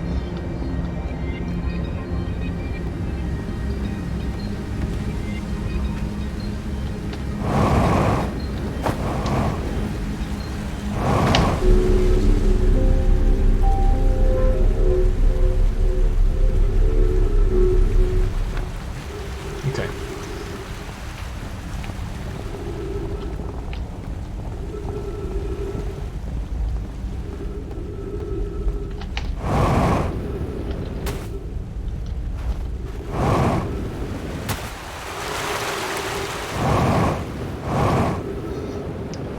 In and out. Oh, I can just repair this. Oh, I thought you repaired it on the outside. Sorted. Hooray. Alright. To the Ash Twin. Please don't fly me into the bloody lantern. Ah, Ash Twin. Oh, they're going round the back of the sun now. Of course they are. I think this is the smoothest thing you've ever done in this game, but the benchmark wasn't that difficult to meet. Well, thank you. Well, I've encountered some difficult situations in this game. Okay, I'm not entirely accountable for everything that's gone wrong in this game. Like the autopilot and me have had some serious fallings out. We've had some rough days, and not all of that is my fault. I have autopiloted into all sorts of things. And I mean, the clue's in the name. It's an autopilot. It's not a interpretation pilot. It's not for me to conduct anything. Hello, Aramero again. I don't know really how far I am. Pretty far? I did not stream yesterday. No, I streamed maybe 3 days ago. I forget now. I think 3 days ago. The last thing I did in the previous stream. You're more than welcome to catch up with the VODs if you wanted to. They're all available on the stream. The last thing I did on the previous stream was I landed on the Sun Station and I had a look at all the different warp drives that were available on the Ash Twin, which I'm at now. I discovered that this one, apart from the fact that I'm in the way, I discovered that this one here is for the Sun Station that the Nomai created very handily to get there. Okay. No need to be angry. The last thing I did on this stream is I visited the Hanging City, as well as explored a little bit of the Interloper.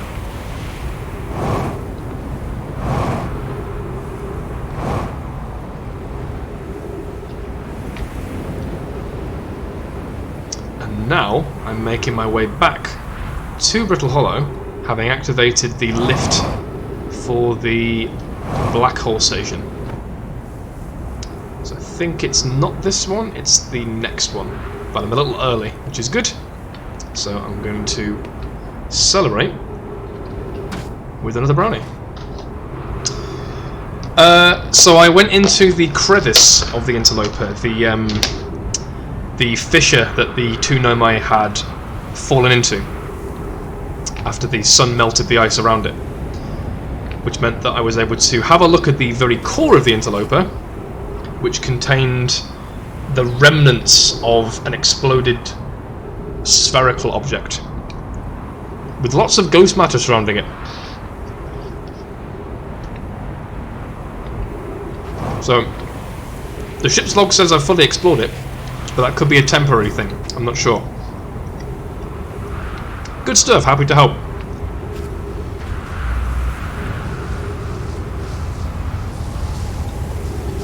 Oh my god, this brownie is terrible.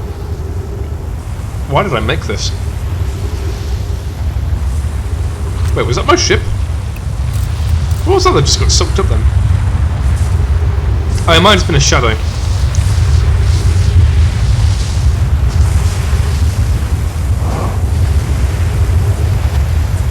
This isn't the right one, I remember now. But I think the right one is on the other side of this one.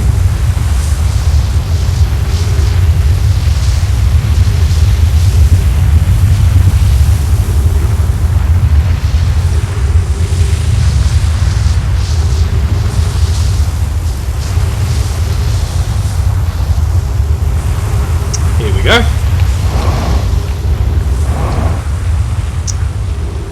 Wait, no. No, this isn't right either. No, that's not right. That's for somewhere else. I think this is Timberhearth, actually. Am I going too far, or not far enough?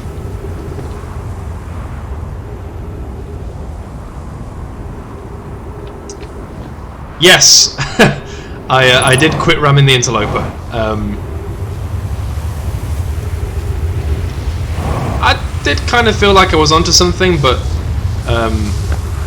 yeah, it wasn't the worst theory. I don't think. Maybe it was the worst theory. Maybe it was a terrible idea.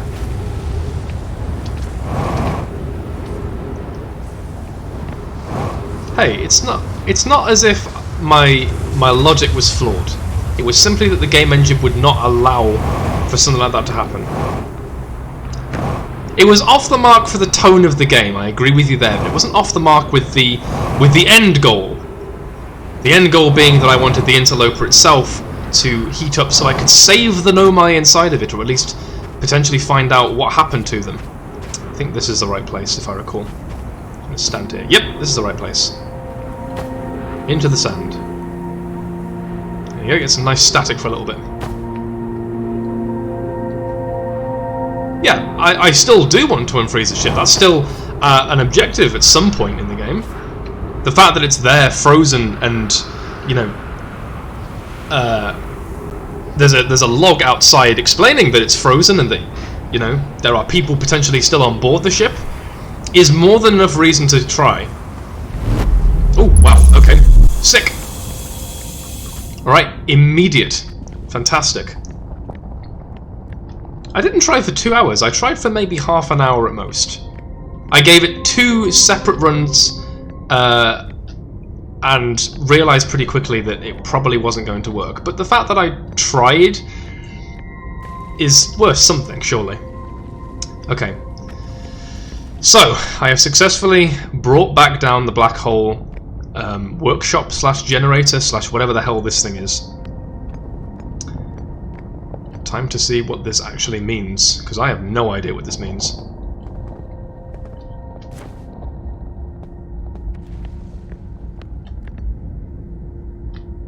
Ah, another Nomai head. So we've got, so let's translate here, we've got a projection stone, we have a scroll, and ooh, we have this. What is this? Regarding the warp towers on Ash Twin, does each tower have to be perfectly aligned with the centre of the astral body to which it's tuned? We don't need the alignment angle to be exact, it only needs to be within 5 degrees of the astral body's centre. Of note, this gives us a slightly longer warp window. I imagine this window will last roughly several seconds. As such, any Nomai stepping onto the warp platform during the active window will be immediately warped. We need to be careful around the platform for the duration of the time it's active to avoid accidental transportation. I enjoy precision as much as the next Nomai, but if, for example, a tower's base were to shift even slightly, that tower might no longer align with its astral body. If a tower's base were to shift even slightly, that tower might no longer align with its astral body. More accurately, I enjoy precision as much as the next Nomai, provided the next Nomai is not pokey. Interesting. So we are now aligned with something for a small window of time. This being the black hole in Dark Hollow, Brittle Hollow, sorry, or at least it might be the White Hole. I'm not sure. This represents. This is the tower that we're in, and this represents the place that it's aligning with. That's fine. Let's read some of these. Route. Where am I taking this first black hole core, and where am I taking the remaining cores once they're ready? All of the warp cores are being constructed on Ash Twin, so the black hole cores will go there. My gratitude. In that case, Pokey, Clary, I'm leaving for delivery. I'll send Yarrow your regards. Pokey, I'll return to the forge shortly. I'm going to catch up to Root and help him deliver the first core to Ash Twin, just to make sure Yarrow receives it. Of course you are. The white hole cores are for the warp receivers. Each of the 6 receivers, there's 6 of them, are being constructed at different locations. So those deliveries will be a greater pain in your cervical spine. Your cervical... okay. The tower designs in the High Energy Lab on Embertwin reveal each receiver's location. Ask Yarrow, he is familiar with them. The High Energy Lab had the symbols on them, if I recall. That's a place where I found the symbols that I didn't quite understand. They reveal each receiver's location. Okay. Yeah, because there were 6 places. The first one was a Sun Station, the second one was the Ember and Ash Twin, the third one was Brittle Hollow, the fourth was Giant's Deep, the 5th was Timberhearth, and the 6th I didn't know where that was. I think. I don't know, I'll have to look at it again. Hopefully there's another way for me to check that. Scroll. Oops.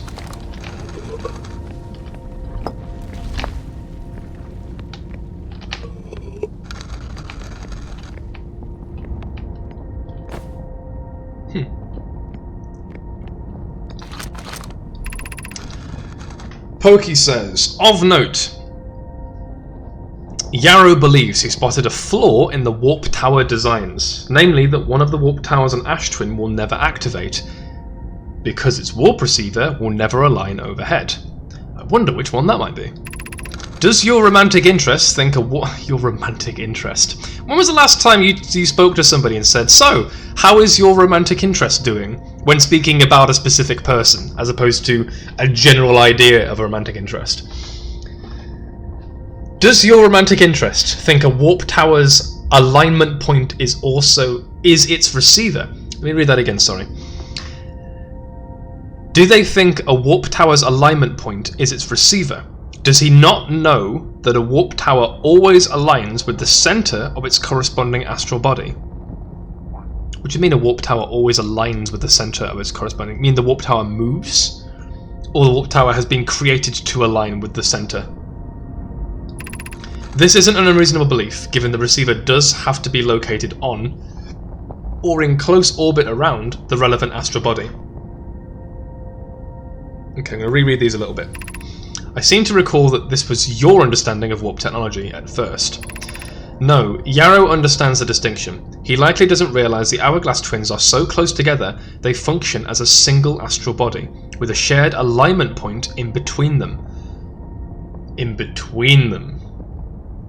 I'm warping inside of the sand then, am I? Something to that effect. I mean, if we're talking about an alignment point in between the two Astral Twins, then I can think of no better place to warp between than the 5-second time where you're likely warping from one to another. Sand warping from one to another. Okay, let's reread this again. I think I misunderstood what this said. Does your romantic interest think a warp tower's alignment point is its receiver? As in, does he not know that a warp tower always aligns with the center of its corresponding astral body? It's such a weird sentence. The warp tower always aligns with the center of its corresponding astral body. The warp tower's not moving, is it? The warp tower itself, as in the pillar that contains the warp drive, that's not moving. But if it were to move, then it may become misaligned, and as a result will not warp or will not function correctly, which I believe is what's happened with the broken tower. Whether that was misaligned, or whether it's just not aligned at all, or something's happened along the way. That isn't an unreasonable belief, given the receiver does have to be located on or in close orbit around the relevant astral body.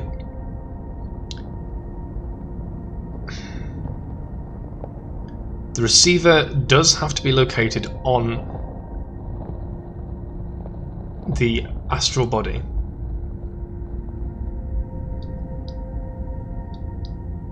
This is difficult to wrap my head around. No, Yarrow understands the distinction. He likely doesn't realise the Hourglass twins are so close together they function as a single astral body, with a shared alignment point in between them. So we can warp from the Ash Twin. We can't warp to the Ash Twin, because the Ash Twin shares the alignment point with the Ember Twin. And the alignment point, because they're so close together, is between the Ash Twin and the Ember Twin. That's what I'm gathering from this. What to do with that information, I'm not sure. I mean, is the implication that this here is a tower of some form, and this is supposed to be the alignment point on the Ash Twin? But the alignment point, this is misleading. That this here is actually not the center of the Ash Twin, but is in actual fact the center of the point between the Ash Twin and the Ember Twin, and that you realistically, this here is a planet, and this here is a planet. This is the Ember Twin, this is the Ash Twin, and this here represents the sand warping, shifting between the two of them. So, in a short window, in fact, I can absolutely just freeze time, like doing that, if I wanted to. Let's try that. Let's see if I can freeze time and then look at the map to see where that may possibly be aligned with, or aligned to. So I don't recall seeing this tower, unless this is the tower. This is a tower of some form that I haven't seen before. It kind of looks like the tower on the Quantum Moon, the shrine on the Quantum Moon anyway, but I don't know what this pointy thing is, unless it's just an indicator like a clock. So, around about now, basically. So at this current point in time, something, I don't want to look. Around about now, something is pointing at the Ember Twin, and the Ash Twin, potentially Brittle Hollow. Something is pointing at the between point of the Ember Twin and the Ash Twin. What's that about? White hole, black hole.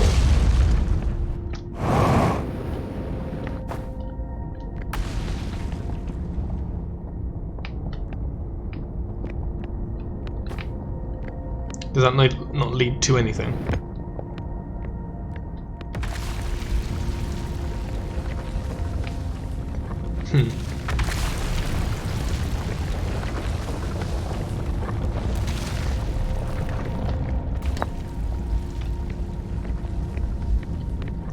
Well, I have an ash twin projection stone, and I recall that there's somewhere on here that I can actually slot it into, but I don't know where. I'm trying to think of where. There was a place. There is a place somewhere. I think it's on the surface, if I recall. Okay. I'm going to leave this place for now, because I think I've learnt everything, or at least I've seen everything I want to. Unless there's like a separate... there's another level to this. It doesn't look like there is. Is there one? Oh, it's right here. It is right here. Okay, that was clever of me. So this is the ash twin projection stone. Clary, I have good news. Clary says, I have good news, Yarrow. The advanced warp core is ready to be installed in the central chamber of Ash Twin. I'm intrigued, love. I'm intrigued, love. Everyone here working on the Ash Twin project is excited to see it. Pi is beside herself with joy.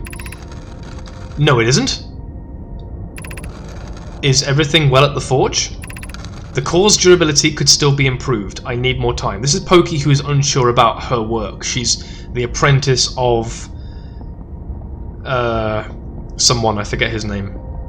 But she's an apprentice, she's not sure about her work, if I recall. Ignore her, Yarrow. The core is finished, and if my sister tells you otherwise, then she will be finished as well. Don't worry, love. Pokey is only nervous. The core is extraordinary, and her design work is beautifully clever. Right, well, do I trust that? Do I trust them, or do I trust Pokey?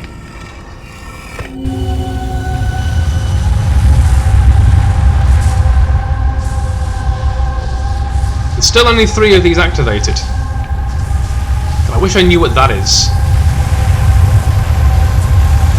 It sounds like sand. Is this something... Is this the exit or entrance point to from the sand warp place, whatever you call it, whatever the sand thing is? I'm starting to think that that's the case.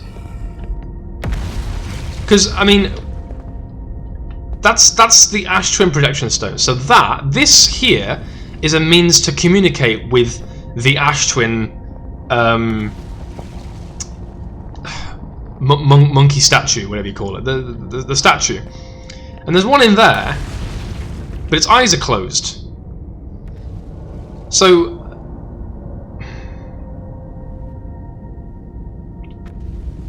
okay, let's meditate. Yeah, let's meditate. And then what I need to do is I need to spend some time in the sand. There will be a 5-second window in the sand, I believe, where I can warp somewhere. Or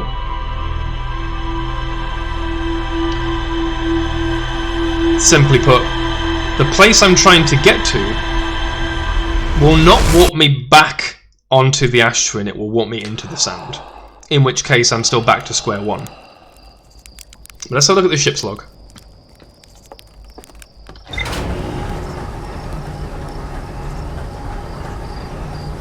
It is amazing how complex little things in this game have turned out to be.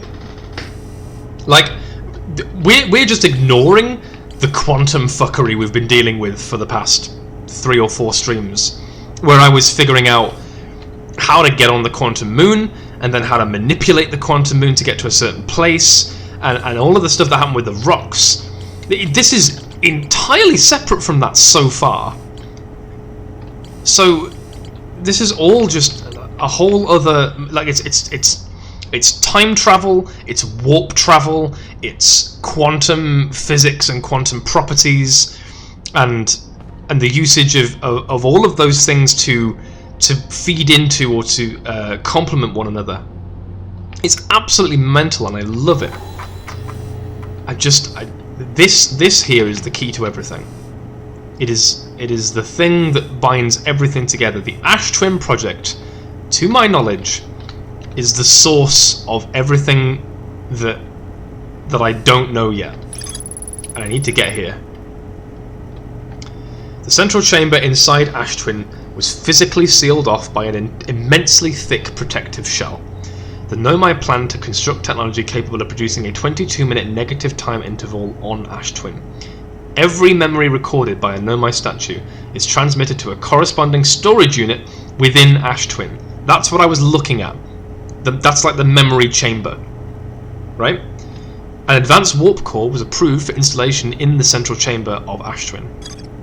So, this diagram here, a diagram depicting the alignment angle between a warp tower and its corresponding astral body. I mean, I think the warp tower may very well just be representing the warp tower that doesn't work at this point. Which means at some point it warps to here. But that's something. Warp tower alignment angles are not exact. They only need to be within 5 degrees of the astral body's centre. This results in slightly longer warp windows that last roughly several seconds. Anyone stepping onto the warp platform during the active window will be immediately warped. Right, I get that. Because that's what's happened. It's not like you have to stand there for a while. They'll immediately warp you. So, does that have something to do with the time? The difference in time? Like there's a window of time that means that you can warp from one place to another, and you'll arrive at the destination before you've even started the warp. Because I mean, we looked at that before, but never utilized that. It's like we learned that information, but we never utilized it. So, is that applicable here, or is that something slightly different? A diagram depicting the alignment angle between a warp tower and its corresponding astral body. But we're under the potential implication that the astral body, the corresponding astral body, is in fact not an astral body. It is a point between two astral bodies because they are so close together.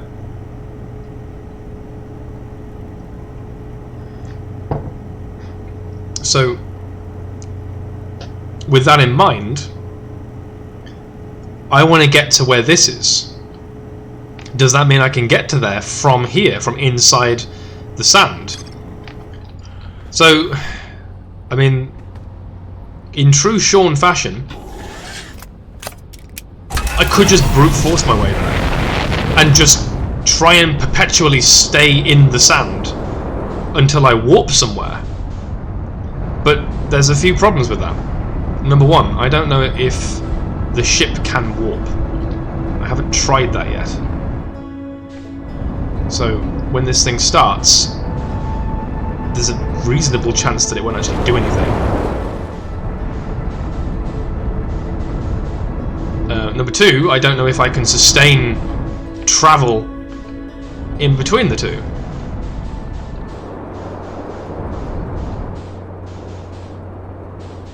So, just trying to think if there's anything else I can do. I'm operating under the theory that one of the towers, specifically the one I've tried to warp from on the Ash Twin, does not work. It does not work because it is misaligned with the corresponding astral body. In fact, if I look at the ship's log, I'll be able to see exactly what that icon is.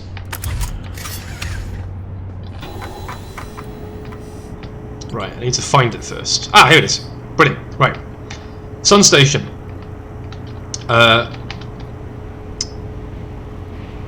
Yeah, there it is. Hang on, that's exactly what that looks like. The one on the right there. That's the...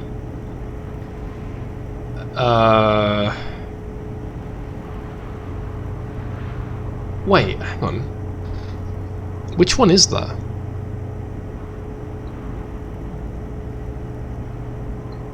That's the Ember Twin, isn't it? That has to be the Ember Twin. And this one has to be the Ash Twin. So if the implication is that the white spot on there, I can't zoom in any more than that. The implication is that this one here is the Ember Twin. right? So the in-between has that gap in the middle, the cavern that I'm basically plonked my ship next to. And the white part of that icon is landmass. So the implication here is that this is entirely cavern and there's only a little bit of landmass on it. Is that what the ash twin looks like with all the sand gone? Is that really what that is? Where the hell did the sand come from?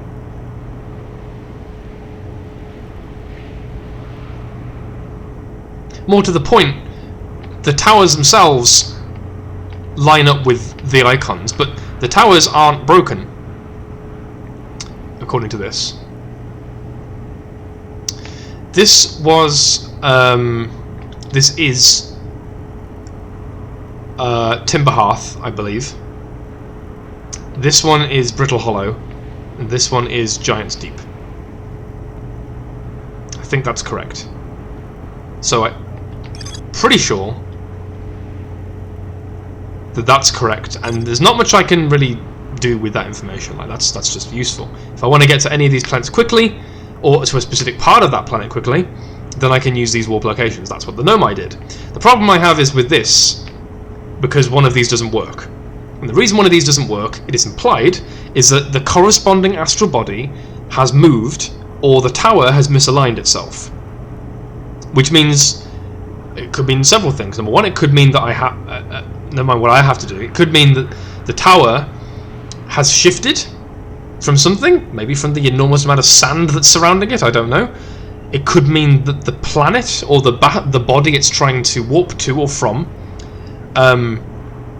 has shifted somewhere, it's moved.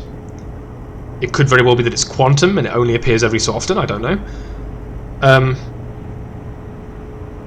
It could be that there is a very, very small window, not a 5-second window, whatever it was, that there's a very small window where you can warp, but that window is whilst the ash twin is going over the in-between, the in-between is going over the ash twin, so you can't do it without getting sucked up. I don't know. Remember that they told you how the twin towers work? No. What do you mean how they work? I found out how one of them works. Or is it I found out where it goes to? But I don't recall being told how they work. Each tower warps to a different planet, although many Nomai were quick to note that the sun is not actually a planet. Each tower was designed to visually reflect its warp destination. The towers allowed the Nomai to quickly travel between the ash twin and all other locations crucial to the ash twin project. Designs for each of the towers on ash twin's equator. Yeah, so that's not new information.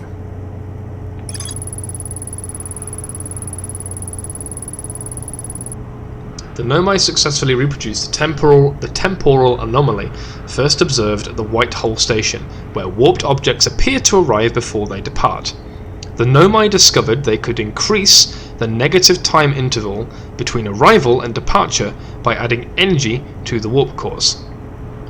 The Nomai wanted to know if a 22-minute negative time interval was possible. They concluded it would require new technology to produce the necessary energy as well as an advanced warp core to handle these energies. Ash Twin was proposed as a location for the project.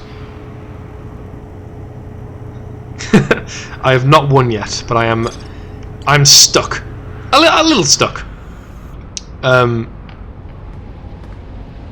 a lot to consider. I would pay money. I would pay so much money to watch you two fight. Honestly, it would be the highlight of the decade. It would be KSI versus Jake Paul all over again, but better. Maybe it was Logan Paul, I can't remember. Okay, so, theory. There's warp inside the sand. Don't know if it's a good theory. I don't know if you're all like, no, it's not right.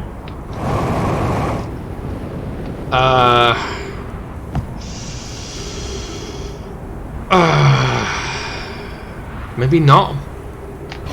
I don't know. It's not like I can look at the alignment anyway, not easily. I have to go through all of that stuff again. I don't want to do that again.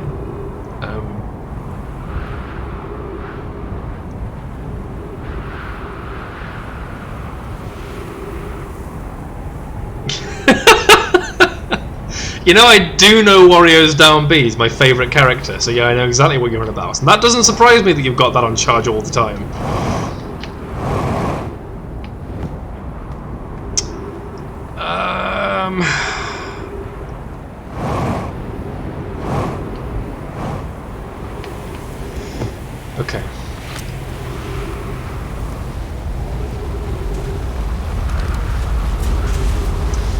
Right, well let's just see if I can use the ship to stay in there for a bit.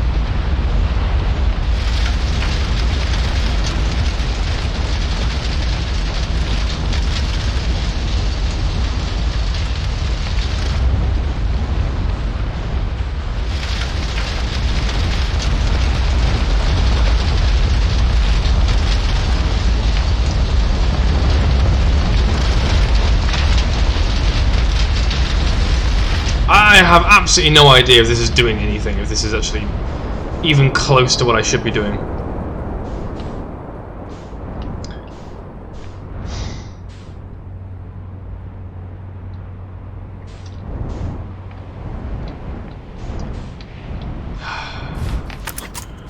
I mean, people say good luck figuring this one out.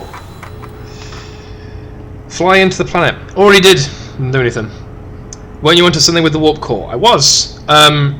Yeah, so to summarise very briefly what it is in the past half an hour to an hour that I've found out. I got onto Brittle Hollow, and there was a black hole workshop of some form that I managed to access. Inside of the black hole workshop, there was a diagram, a rotating diagram, that basically explains that to warp from one place to another, the towers that have the warp cores in them have to be aligned with the corresponding astral body, which means they have to be aligned with the planet or whatever it is that they're trying to get to. In some cases, it's the sun station, in some cases it's a planet, whatever. They have to be aligned in a certain way. That looks a bit like this thing here. Corresponding astral body, tower that warps you there. This little indicator here is the window in which you can warp from one place to the other. So you have a small window. They don't have to be aligned perfectly. As a result of that, I have considered the possibility as to why one of the towers here on this planet doesn't work. Because, I don't know if you were there when you're watching, but on Ash Twin, which I will now gracefully fly over to, there are a series of towers. Towers that all have warp cores on them that help you get from one place to another. That's what the Nomai use to try and get, you know, materials, resources, and themselves from one place to another to complete the big-ass project that they were dealing with. Ow. And they have 6 towers. And the towers all have labels, and they look a bit like this. Sun Station Tower. Timber Hearth Tower. Brittle Hollow Tower. And Giant's Deep Tower. These are supposed to be towers that I presume represent the Ash Twin and the Ember Twin. Yeah, whatever. If you're bored, fine. This is like rubber duck programming where I get to talk to something that doesn't have any sentience. It's basically the same thing. It just helps me, you know, explain what it is that I'm talking about. These 2 towers warp somewhere. Yeah, well, if you're lost, then you know, I'm supposed to not be lost. I'm supposed to be helping you figure out what's happening, and this is difficult because the fact is that I don't know whether I'm just missing something really obvious or whether I have to actually figure something out and do something to affect whether the tower works or manipulate something else entirely out of the planet. So I don't know.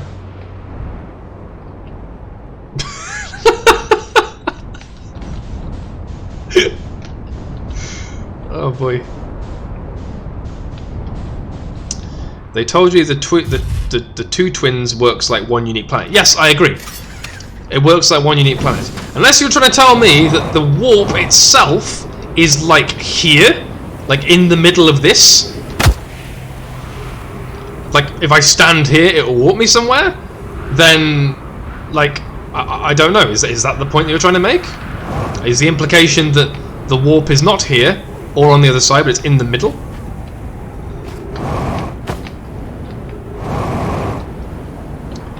Then I don't know. But I might try it. I'm actually kind of keen to find out if I can warp my scout to somewhere. Because if I can do that, it helps to save a bit of time. So I'm going to try it.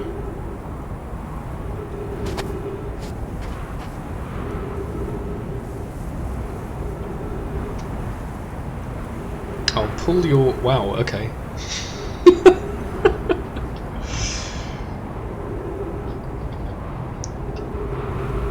They told you it was between... No, but between what? The text implied that the... Wait, this is the one that doesn't work, isn't it?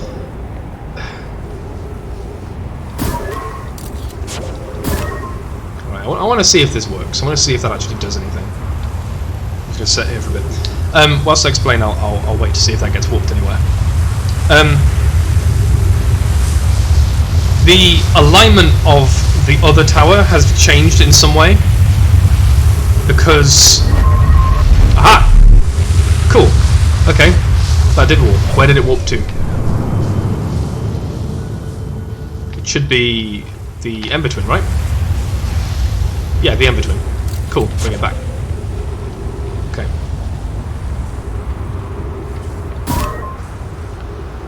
Now if I do this and just wait for another passage, and we'll see when it warps, if it warps. There's a possibility it warps whilst the sand is going over it. It does, and I'll get to see what happens as the sand pulls it up. What you've asked me there is the conundrum I'm dealing with right now. It's the issue. It's the problem I'm trying to solve. Yeah, well, there you go. This saves me throwing myself off into space and having to restart the whole thing again. There's a problem with the Ember and the Ash Twin. And the problem is that the planets are so close together that they are treated as a single entity. The core of either planet is being treated as the space in between the two planets. At least that's what I'm gathering from that. I may be wrong with that, but that's, I think, what's being implied. At least with the Ash Twin.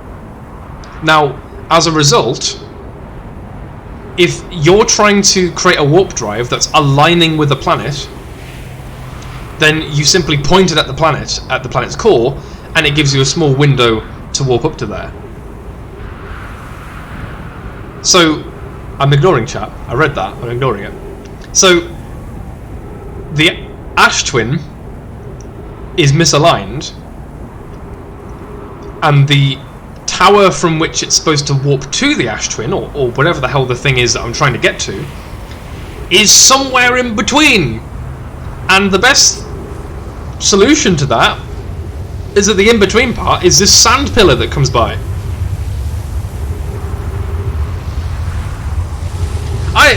I'm still defending that my theory was fine, just as I was defending my theory that the entire of the solar system was... Oh! Where'd it go? Where'd it go? It worked! Where did it go? Oh, is it in the core? It's in the core! Okay, sick. I should have walked forwards when it was doing that. Okay, that confirms that. Great. 3 minutes oxygen remaining. Okay. Where's it gone now? Is it still in the core? Yeah, so it's not flown off into space. Cool. Have I just been really unlucky with this then? I was thinking it would be pulled up by the sand. I'm not going to lie. I really thought it would be pulled up by the sand. So... how did I not do it previously? What stopped me previously?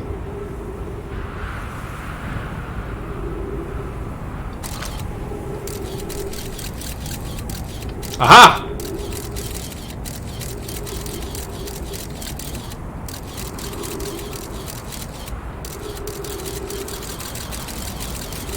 That's some funky shit. Yeah, look, right. It's great to laugh at the guy that hasn't played the game through before. Well done. You've really proved yourself a genius. Wait, the tower didn't work. When I tried it before, I was stood there for ages and it didn't work.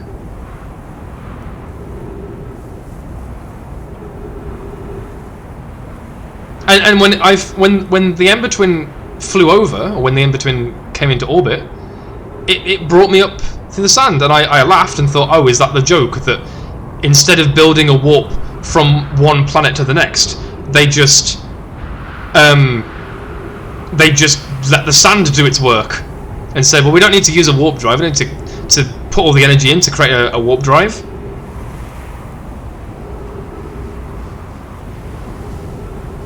Well, like I said, it was used to save time. I don't think I'm a genius for doing that. Like, you guys obviously figured this out in a different way to me, but I don't think mine was any cleverer than yours. Mine was just safer. Anyway, here comes the scout, apparently. Here comes the warp. Oh no. Oh, there'll be trees in there. Oh, so here you go. You see?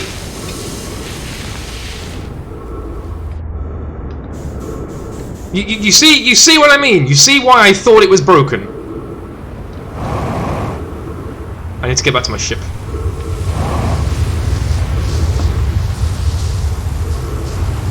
Oh, really? Someone Googled it. I didn't know that. That's interesting information. That's very interesting information. No, don't explain to me. I think I know what I need to do. I just need to position myself differently. I think what I need to do is that the window for the warp itself is slightly after the sand goes over. Like, the scout didn't warp immediately, did it? So I just need to wait in here for a little bit, wait for the sand to kind of go over it, and then walk forwards, and that will work. I'm fairly certain that's what has to happen.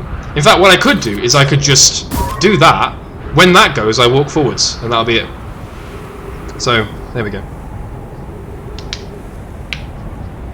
And I don't think there's any shame in Googling stuff in this game, to be fair. Like, with the Ace Attorney series, I had to Google stuff all the time for that, partially because the game itself has crazy, ridiculous kangaroo court logic, but it just doesn't feel good to have to struggle through a game and almost brute force your way through it. And there's been very little of that here, and the brute forcing of the comet, for example, didn't work, and it made it very clear that it's not going to work. So, take a look at the stars, screw it. Take a look at the stars. What?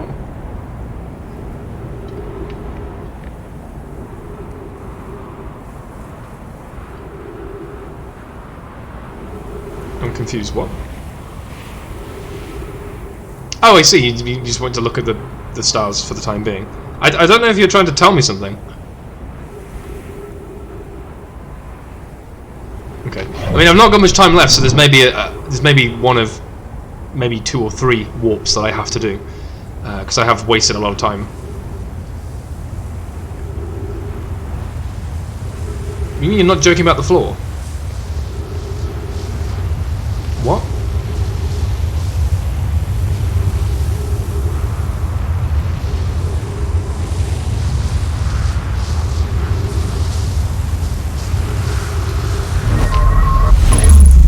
There we go.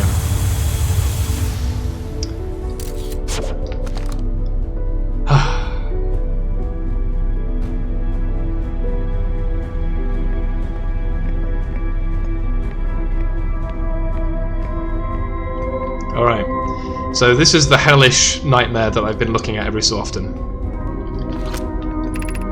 15 minutes 41 seconds ago, received data from previous cycles. Masks receiving data from probe tracking module, Giant Steep memory statue, Timber Hearth memory statue. 7 minutes until end of cycle transmission.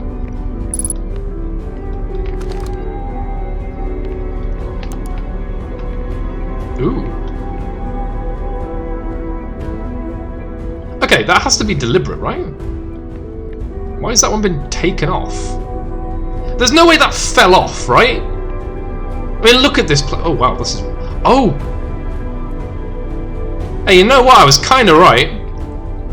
This is kinda like the universe. Hey, I'm not... I'm not that far off, in fairness. The whole universe may not be covered in a giant rock that looks like stars and galaxies and whatnot, but this place is. Right. I won't look at chat. I've just seen Quiet Time Boys. I won't look at chat, but I do get the distinct impression I'm not going to be here for very long.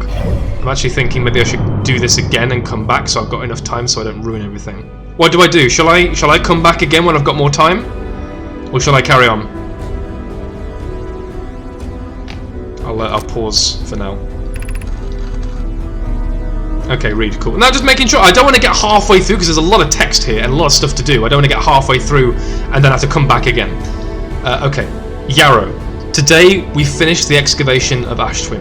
Here, in this space we carved, we will craft our most ambitious project yet. The Ash Twin Project. Powerful enough to send information back in time. We've also finished relocating all subterranean plants we met while digging. All subterranean plants we met while digging. Okay. We'll need to keep our eyes on how significantly we've altered the environment here. How far we've come since our experiments at the High Energy Lab. I still can hardly believe Remy's hypothesis was true. Pokey just sent the warp core for the final tower to us from the Black Hole Forge. Now Ash Twin can be connected with Giant Steep, where Cassava is working with Avens to craft the orbital probe cannon, and where Phlox is sculpting the memory statues. Sent the warp core for the final tower to us from the Black Hole Forge. Ash Twin can be connected with Giant Steep, where Cassava is working with Avens to craft the orbital probe cannon, and where Phlox is sculpting the memory statues. Oh, he made the memory statues there. Okay. Hypothesis. It was not by accident. The core of our warp tower was the last to be forged. Yes, I am reading, by the way. The game is paused whilst I'm doing this, so don't worry. I'll read that again. It was not by accident. The core of our warp tower was the last to be forged.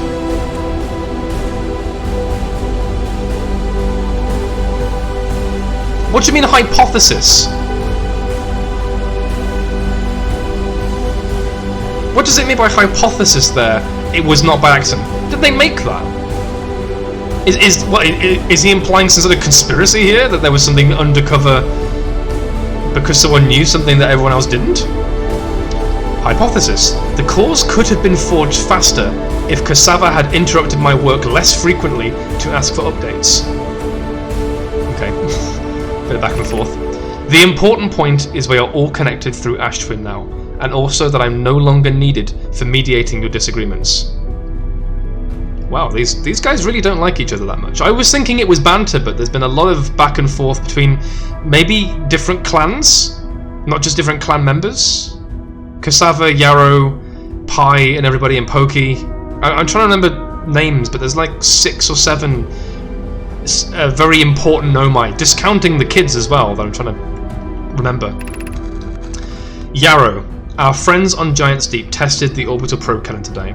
Mallow tells me the cannon is doing well, and that Avens advocates for more launch power. If anyone can coax the maximum power from a device, Avens can. But then, if anyone can goad a device into exploding, that too is likely Avens. Perhaps I should check in with the orbital probe cannon crew in the interest of safety. Would it help to remind Avens that Mallow, his love, will be one of the Nomai aboard the cannon, or is Mallow part of the problem? Yeah, there's some definite conflict happening here. Phlox and Daz finished the memory statues today, and they are truly remarkable. When the Ash Twin project succeeds, or in the event it fails, the memory statues will activate, allowing us to gather more data before we shut down the project. Okay.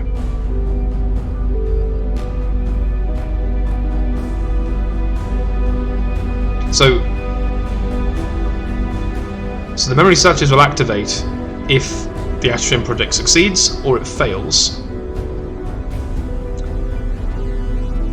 Which means, did they intend for time to restart? Or for some save point to activate? Is that what the implication is there? They haven't talked about the time travel bit yet, but okay. Pi and Idea have worked hard on the Sun Station, and it at last is complete. If everything goes as planned, the structure will prompt the Sun's explosion, which will in turn supply the power the Ash Twin project requires.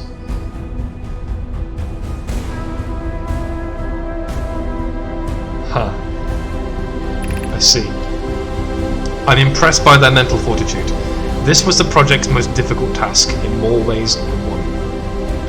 If everything goes as planned, this structure will prompt the sun's explosion, which will in turn supply the power the Astrium project requires. See, when I was on the sun station, I saw the sun explode. Did I miss something on there? Some sort of projectile that caused the sun to explode? Or is that at the very start of this, or sometime before the loop starts for me, that the sun station does something that causes the sun to accelerate its process of death? I wonder. Yarrow, we're nearly ready to activate the Astrium project. Here is what will happen. First, the sun station will receive the order to fire at the sun, prompting it to explode. I was right. Using the energy from the resulting supernova, the Astrium project will send the order for the orbital probe cannon to fire back in time by 22 minutes.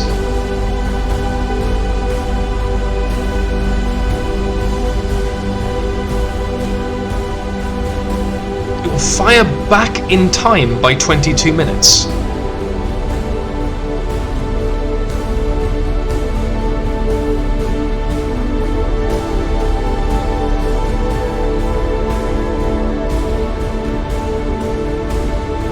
Okay, I'll run with that.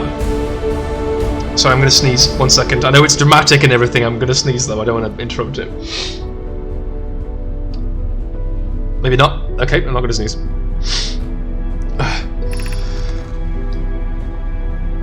Exactly 22 minutes after these orders are received, the sun station will again trigger the supernova to send the probe data from this cannon launch back in time. Okay, let me read that again. Using the energy from the resulting supernova. Okay, the sun station will fire at the sun, causing it to explode. The energy released by the sun exploding will allow the Astrium project to send an order to the orbital probe cannon. I'm no master or expert in IT necessarily. I do teach it, but I'm not an expert in it. But do you need that much energy just to send a go instruction to flip a switch? Or am I missing something there?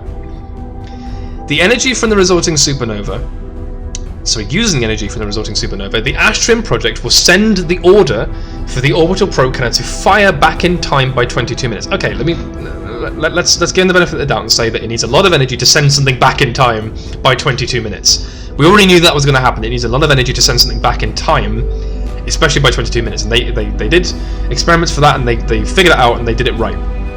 But the supernova has already happened at that point. Then, exactly 22 minutes after these orders are received, and the sun has gone supernova, the sun station will again trigger the supernova. Oh, no, sorry, no, misreading that. I am misreading that. It will send the order for the orbital probe cannon to fire back in time by 22 minutes. And oh right, hang on. No, I am lost now. In total, each cycle created by the Astrium project will last precisely 22 minutes. We can end this cycle. We can end this cycle at will. Who's we? Are we still alive? We being the remaining Nomai?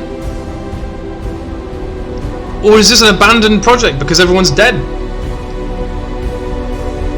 Right, one more time. Come on, Sean, you got this. First, the sun station will receive the order to fire at the sun, prompting it to explode, which is what's happening now. Okay, the sun station has been engulfed by the sun at this point in time. Okay, assuming that this is still the same supernova, because we're dealing in time here, obviously, in time travel. The sun has had that. Stage 1 has happened. The sun station has fired at the sun, prompting it to explode, or to begin the exploding process. When it explodes, when it goes supernova, when it goes supernova, 22 minutes after that, the Astrium project will send the order for the orbital probe cannon to fire back in time by 22 minutes. This is the Ash Twin project. We will send the order by the spooky monkey stuff. We'll send the order to the orbital probe cannon, which was at Giant's Deep but is broken into pieces, to fire back in time by 22 minutes. Now my question is it's fired something, it's fired a probe. It was successful with that. Wow, the Interloper is going to crash, I think, or it's just going to miss it. It was successful in firing, but it wasn't successful in firing and maintaining its structural integrity, which means it may not have fired back in time by 22 minutes. I mean, am I right in thinking it was supposed to fire maybe at like a black hole that they created or something, so that it could go back in time in 22 minutes? Exactly 22 minutes after these orders are received. That is to say, at exactly the same time that the orbital probe cannon fires back in time, the Sun Station will again trigger the supernova to send the probe data from this cannon launch back in time. What was their goal? Was their goal to gain information about supernova? And in doing so trigger a supernova but receive the information immediately so they could then evacuate? With 22 minutes to spare? I'm gonna read on. I'm gonna... hang on. The Sun Station failed. Oh yeah! It did fail. Okay, but that doesn't change what their goal was, though. Yes, the Sun Station did fail, but the Sun still went supernova. Still is going supernova. This doesn't explain why the Sun is going into the red giant form. I am struggling a lot, but I don't know if that's because something hasn't clicked. But I kind of... okay, I'm not going to read chat for now. I'm going to keep reading through this, and then I'll figure it out as well. But I'm still running out of time as well. I've got loads to read anyway. I want to see what happens, what it says. These words are difficult to write. The Sun Station did not work. Okay, here we go. Suppose we redesign the Sun Station. To generate power of that magnitude, a supernova is still our only viable option. I believe we can still find a way to create a supernova, my friend. Don't lose hope. This is easier expressed than accomplished. Were they utilizing the Interloper then? You can wait for the Sun to explode on its natural timeline if you prefer, Idea, but you need to find some way to halt our aging process. Ah. However, this is the closest we have ever been. The Ash Twin project is theoretically sound. We were only unable to power it. Perhaps there is another way. Yeah. Interloper. We are halting our research into creating a supernova for this moment. A comet has newly arrived in the solar system. We're anxious to explore it. It's been a very long time since we last explored somewhere new, so excited to welcome this comet. Imagine what knowledge might be gained there. The Interloper's behind it all. But it doesn't explain why this is becoming a red giant. I mean, is this whole game the plot of Sunshine? Trying to reignite the sun, or to use the sun as energy and capture it in some way? I still don't know what the goal of the Nomai is, and I'm running out of time. What does this do? Artificial gravity control. Okay, so leave that on for now. What does this do? I don't want to touch this because this looks really important. And there's stuff over here as well. Giant's Deep projection stone. Oh, there's all sorts of projection stones here. Okay. I'll read chat in a bit. I can see it going a bit crazy. I'm going to read it in a bit. I'm going to read all of this first and then go through it when the sun's gone boom. Raimi. I've installed the masks inside the Ash Twin project flux. They look beautiful, although I do feel as though I'm being observed. Yeah, no kidding. Sorry, I thought I heard the sun going supernova. It's comforting to know the statues will not pair until the project succeeds. Otherwise, I imagine the experience would be hard to endure. The statues will not pair until the project succeeds. Are they all supposed to pair with each other, or pair with all of the Nomai? Ideally, they'll only need to activate once the project succeeds, as a safety measure. However, the statues will also activate in the event of equipment failure. They will? Why is that? If anything goes wrong with the Astrium project, the statues and their masks will make us aware of the situation and enable us to fix it. Otherwise, it would be possible for us to remain permanently unaware of the problem. I hadn't thought of that. What a profoundly horrific fate that would be. Well, they're being intentionally vague here. If anything goes wrong with the Astrium project, the statues and their masks will make us aware of the situation. When you say "and their masks",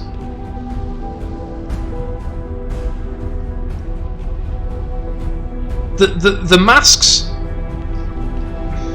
I need to check something. I'll read these first. You know what? No, I'll check it now. These masks...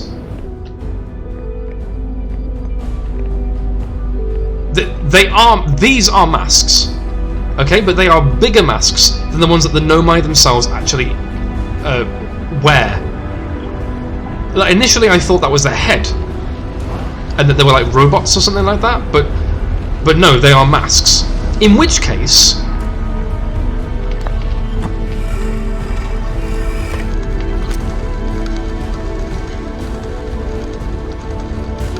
if anything goes wrong with the Astrium project, the statues and their masks will make us aware of the situation. So does it mean that the masks over there will make you aware of the situation, as in some sort of like indicator or alarm system? And the statues will also do that as well. In which case, why do they look like that? Is there a specific reason they're designed that way? Why not just have a light of some form, or is it just for aesthetic appeal?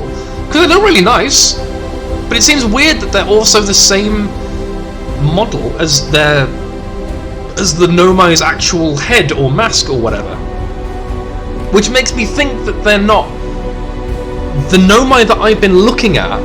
Aren't actually the Nomai, that they're like projections or a robot or something like that, some sort of proxy, given what Solanum said on the Quantum Moon about how it thought it might not be real.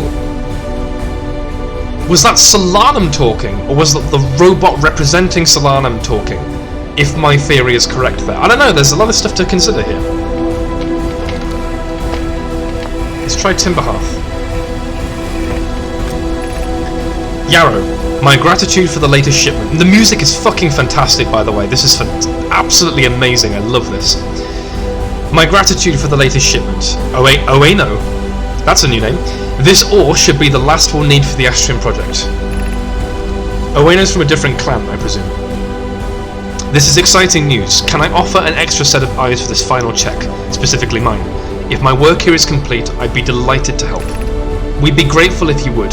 The more eyes, the better, as the smallest flaw or opening in the shell that protects the Astrium project could...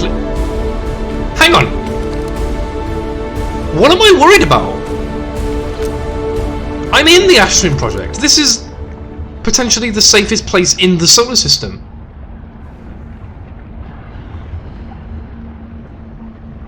Well, I'll find out pretty soon. Unless I can see a gap or a crack or something. Oh wow, the time doesn't stop. Time doesn't stop when I do that. Oh, I didn't realise that. Time doesn't stop now that the sun started. Okay. We'd be grateful if you would. The more eyes, the better, as the smallest flaw or opening in the shell that protects the Astrium project could lead to disaster. This is exactly what I didn't want to happen.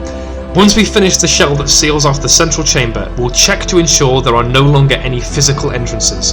Raimi and I will be checking the interior and then the exterior for cracks, our final safety check. Where the hell am I? Where am I? I'm in the core, right? Oh wow, is that what the Astrium looks like? I've not been on here before. Okay, cool. One more.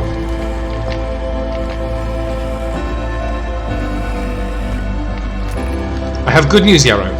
This is Clary speaking. The advanced warp core is ready to be installed in the central chamber of Ash Twin. No, it isn't. Is everything well at the forge? Oh, I read this. The core's durability can still be improved. I need more time. Ignore her, Yarrow. The core is finished, and if my sister tells you otherwise, then she'll be finished as well. Yes, I've read this already. Okay. Am I safe?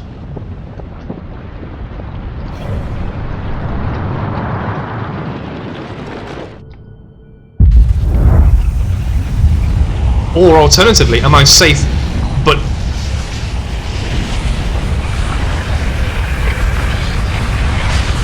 but the flashback still triggers.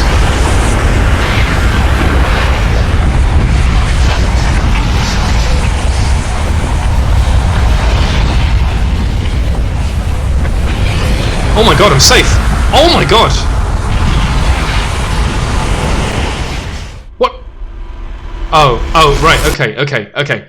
Of course, the masks trigger in case of failure. So that was the failure, so the mask triggered, so I still get sent back anyway. Okay, I understand that, I think. I'm pretty sure that's how that works. So, regardless of whether I'm safe, the Ashtrim project is constantly in a loop of some form. And I've been sucked into this loop because I looked at one of the statues at the very beginning. Why that happened, I don't know. It could be that the Nomai changed something to try and get some outside help. It could be pure coincidence, and because I'm just a player in the game, I get to experience through the eyes of this character that does that. Oh god, there's so much to consider. Holy shit, man. I didn't think I'd be learning this much information at this point in the game. I thought there'd be teeny tiny bits to clarify stuff, but oh my god. There's still so much more to explore on here. Look at all of this. There's more to explore here. You do not have enough information yet. A hollowed out chamber inside Ashtrim. The energy cables from the surface are plugged into a protective casing at the center of the planet. There are 8 monoliths with Nomai masks attached. Right. 3 of the masks are actively receiving data from the probe tracking module Giant's Deep and Timber Hearth respectively. The Ashtrim project was designed to use the energy from a supernova triggered by the Sun Station to send probe data from the orbital probe cannon 22 minutes into the past. The Sun Station did not work. Although the Ashtrim project was theoretically sound, the Nomai were unable to power it. Why? Why were they unable to power it? Because they said the Sun Station didn't work, but the supernova still went off. So, if the supernova still went off, why could they not have just continued as normal? Was it because they had timed it in a certain way, that the cannon was going to fire 22 minutes into the past and therefore the whole project was moot? Or did something else happen that caused them to maybe not power the station? Because obviously there are controls on that station that I have not fucked with yet, and I intend to fuck with now.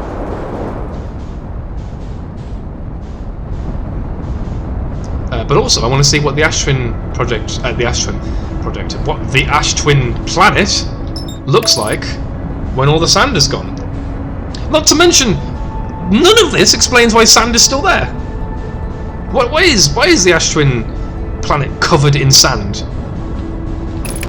Sand, assuming this is sand, unless it's just ash. I mean, it's called the Ashtwin. I've been calling it sand this entire time, but ash generally is grey and doesn't look like sand. I mean, that might be just a design choice from the developers to make sure it's not just a horrible grey-looking planet. I don't know. I mean, okay, this is ash, but it looks like sand, right? Point is that ash is caused by the burning of carbon-based minerals. Ash is caused by burning wood, for example. It's the embers of a fire, which thematically works. But if this is sand, that's different. That's caused by the long-term attrition of rocks. Okay, I'm gonna read chat now and see what you guys have said, because obviously I'm now in a interesting position. I also don't want to be affected by that just yet. Okay, I got to its banter. The text on the Sun Station, this is from Aramero. The text on the Sun Station said they tried to get the sun to explode, but they failed. Yes, I agree with that. I acknowledge that. They tried, everything was working perfectly, but they could not explode the sun using the Sun Station. The Sun Station failed. They wrote that on the station. Yes, I'm aware of that. The probe cannon probably talked about some stuff you're forgetting. You mean the text on the probe cannon? Maybe. I don't remember. I'm going to write an explanation because I think you misremembered a lot and are struggling a lot here. Up to you if you read it. The sun is reaching the end of its natural life. Yeah, okay, right. That's the important thing. The sun is reaching the end of its natural life. I just so happen to be in the midst of that. That's really important information that I wasn't 100% sure about, because I was under the distinct impression that somebody caused the sun to explode. Because, like, we're talking literally billions and billions of years of a sun of this size, right? Assuming that this isn't some micro solar system and we're all absolutely minuscule and this star is actually the size of maybe the nearest star to us and not the size of the sun that we as human beings know. Assuming that this is some crazy miniature universe or whatever, or miniature solar system, this sun will have been alive for billions and billions and billions of years, and we just so happen to be in the midst of its death. Which is, you know, it's not like that's impossible to happen. It's not like I'm saying the game should not have been set in this situation. But it's just, I was under the distinct impression that this was not a naturally occurring event, and I just wasn't in the midst of that. Because, like, there's a decent chance that all the shit around here, all of the other planets, will have undergone a shit ton of change as well. Like, the Earth, for example, is relatively young compared to, you know, the time that the universe will die out, right? Like, the Earth is billions of years old, but we're fairly safe in assuming that the universe will last for billions and billions and billions, possibly a number that we can't even comprehend of years later. I think my sentence was a bit crazy there.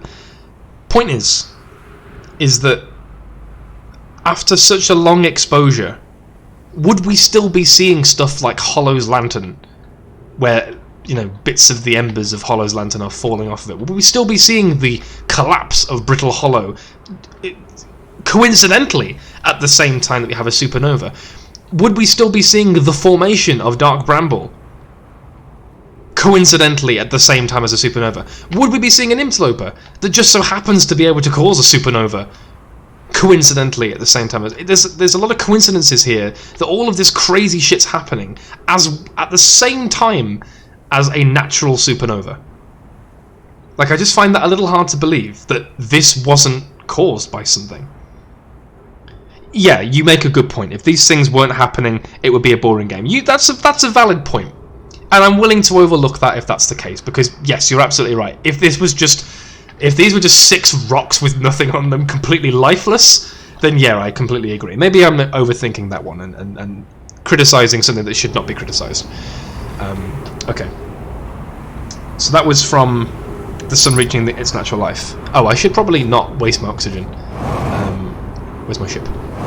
Sorry, I'll keep reading and then I'll go to the project again. I'm just trying to make sense of everything. I'm just trying to put everything into perspective at this point in time, because there's a lot to be put into perspective right now, which is good. I'm very happy about that, but I just want to make sure that I'm prepared for the ending, if that makes sense, and that I don't just go, wait, what? When something does happen and I do end the game, because I've had that before and it sucks, and it sucks for you guys as viewers as well, because I would want it to be satisfying for everybody, including myself. So that's why I'm trying my hardest to make sense of everything. And when things don't make sense, someone's got to do it. Remember all this passed so time ago. Becoming a red giant is part of its nature. Yeah, okay. Probably read the game first is fair. Yeah, but the mask look up. I did look up. I was looking at the black hole at the centre of the Ashtrim project. I didn't see anything other than the black hole. So what do you actually think the Nomai were trying to do then? Yeah, that's the big question. What do I think the Nomai were trying to do? I have a couple of theories anyway. I'll get to that in a moment. I just had a phone conversation, so would you mind having a little rundown of your thought process on what you read in the Ashtrim project? I'm going back there, so we'll read through it again. So don't worry about that. Also, hello Penguinus. Sorry, I thought you were Aramero as well. You had the same colour name. Welcome to the stream. I don't think I've seen you before. Very, very glad to have you on here. If you're here for somebody who is extremely logical and able to figure things out quickly, I do apologise. I will disappoint you. I'm just trying to make sense of everything. Right, I'm going to go into here, and then I'm going to pause the game and then continue with chat. Right, pause the game. Sometimes it really do be that way, though. I agree. So what do you think the Nomai's goal for the Astarion project was? You have this info, but I'm not sure you've said it. Right, okay. So I talked about what I thought the goal was when I got to... Oh, there's a thing here as well. Okay, cool. I'll use that in a second. I completely skipped over that. And I just activated Google accidentally. I think it was one of these where I talked about the goal. Yeah, it was. I think it was this one. Pi and Idea have worked hard on the Sun Station, and it at last is complete. If everything goes as planned, this structure will prompt the Sun's explosion, which will in turn supply the power the Astarion project requires. And the next one explains what the project actually is. This is the confusing thing. This is the thing that's made me think, what the fuck is happening?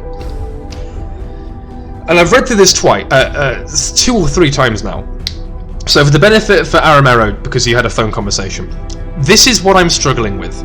The Sun Station will receive the order to fire at the Sun, prompting it to explode.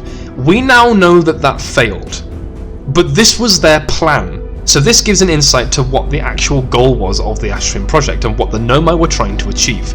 They wanted the Sun to explode, and then they used the resultant energy of that to send an order to the orbital probe cannon, which is the bit that I contest, because again I'm thinking you need like a bit of data, like a literal bit of data. You need to change a 0 to a 1 to order anything to fire, realistically. If you want to change a 0 to a 1 literally, or in terms of binary, you need a single bit. So why do you need a whole Sun to explode to do that? Sorry, just drinking. But whatever, I'm willing to overlook that, because obviously the power isn't just for that. The power is meant to fire something back in time. The power is being used in order to create an enormous gap in time, or at least to create a time warp powerful enough to create such a differential between the present and the past that it extends to 22 minutes. Yeah, sorry. I think I'm being pedantic when it comes to that. I think that's probably my bad by assuming that was the case. But yes, but that was the point. Sun goes boom. They suck up all of the Sun's power, and they use that to fire the probe cannon back in time by 22 minutes. So question number 2: how the fuck do they do that if the probe cannon's been engulfed by the Sun? Because, I mean, you could argue that obviously the supernova will reach here first, wherever this is, which I presume is the Astarion here. Once it reaches that, it will be gaining energy, gathering energy, by which point it will be about here. As in, the Sun will be this big, or the supernova will be this big. The probe cannon is over here.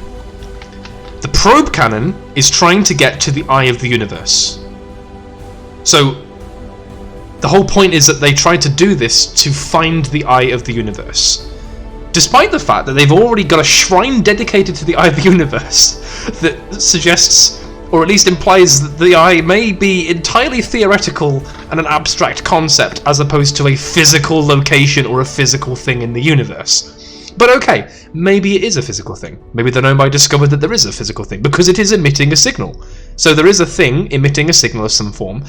Maybe it's a sentient being, and that's its voice. That's what the shrine talked about. Okay. Gonna pause, gonna read chat. The power isn't to send the order. Yes, but they're sending that fire command back in time. That's what they need the energy for, yes. It takes all that power to make the time gap, 22 minutes. What is the probe cannon doing? Yeah, the probe cannon is firing a probe to find the eye of the universe. And they intended to do that... millions of times in order to find the eye. 22 minutes ago, it hasn't been engulfed. Yes, I agree, but 22 minutes ago, the Sun also hasn't exploded. Or rather, the current iteration of time, the current timeline that I'm literally on right now, the Sun hasn't exploded. In 22 minutes, or 22 minutes from when I woke up, it will have exploded. and it will have engulfed Ash Twin. Ash Twin Project will have absorbed that energy and utilized that to launch the probe cannon, and then within a few seconds, Giant's Deep and the probe cannon itself will be engulfed. But assuming that the project works, then they will have accomplished their project, so whatever. You know how the probe cannon explodes right when you wake up every single time? Yes, I believe that's down to the fact that the structural integrity has been compromised because one of them was a bit overzealous with their energy usage, which they've explained multiple times. And fine, cool. Point is that there's at least one point in this entire project where something goes wrong. The Sun Station and the probe cannon. At least those 2 times. Bruh, you have the coordinates to the eye. Yeah, no, I agree, which is why I was questioning the whole shrine situation, because they literally talked about how it's a physical place. You know, Salalim said that. He said that the eye is a physical place, but you can't see it, you can see its reflection from the quantum moon. Which I believe, that's cool. But then they talked about how it might be a theoretical thing, or some more abstract concept, other than just a place in the universe that's involved in something. No, it's to launch it in the next loop 22 minutes ago. You replied to something I talked about. Okay, it launches 22 minutes before the sun explodes. Because it was sent those commands back in time, that's why it explodes. Yeah, okay, so this is the whole time loop, this is the conundrum. The thing has happened before it has happened, and now it is going to happen again in order for it to happen next time loop. So basically, if we're talking about one single timeline, Sean's timeline, every single time that I, the player, wake up in the game, that is another time loop of some form. Going back in time, sending information back in time, just like I'm gathering information. I'm like a probe in that sense. I'm like a space probe, learning more information, going back in time every 22 minutes or whatever. The space probe is acting in the same way. Does that make sense? Is that correct? In the sense that the Nomai were trying to establish the same thing. They were trying to establish a means to gather information, information being sending a probe as far as possible into space to try and find the eye of the universe, and they do that repeatedly over and over and over and over and over again every 22 minutes in that one cycle of 22 minutes until they find it. And then obviously after X amount of times they will found the eye of the universe, and they will all have survived because they were inside this giant casing inside the Ash Twin. Am I right with that so far? I'm going to be right back in 1 second. I need a drink. Won't be long.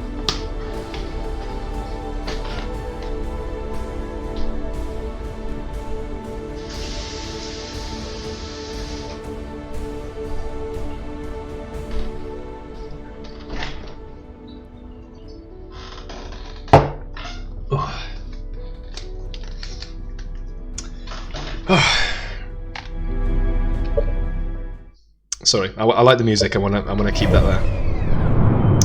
Close but not quite. Okay. The Ash Twin's safety measure is to protect the project, to allow it to survive long enough to transmit your memories back to make sure you're safe. When he figures it out, it'd be a pretty satisfying. I really hope so. I really hope so. Like I feel so close, but there's something I'm just not getting, and it's not like I'm trying to figure out what it is I'm not getting. It's trying to figure out how all of this stitches together. Like, I still don't know the purpose of this. Like, is it to find the eye? Is that it? Is that just to find the eye, or is there something more to it? Not to protect the Nomai. A really important question you've missed. How did the Nomai die? Yeah, that is a very good question. And I don't have an answer. I mean, some of them died because they got trapped in Dark Bramble. Like, they warped. They found the eye, or the eye gave them a signal, and they warped somewhere and got stuck in Dark Bramble. At least the vessel did. But the vessel isn't all of the Nomai. The vessel's just a clan, to my knowledge. Like, there's multiple clans, and they sent out a distress signal with the 3 pods, and then I've just found corpses and stuff. But like the Nomai, all of the Nomai, as far as I know, aren't even dead, because Salalim's still alive. And if the place I'm in is to be believed, in terms of the masks that are active, then there's more. The key is the interloper. Well, that just makes more questions.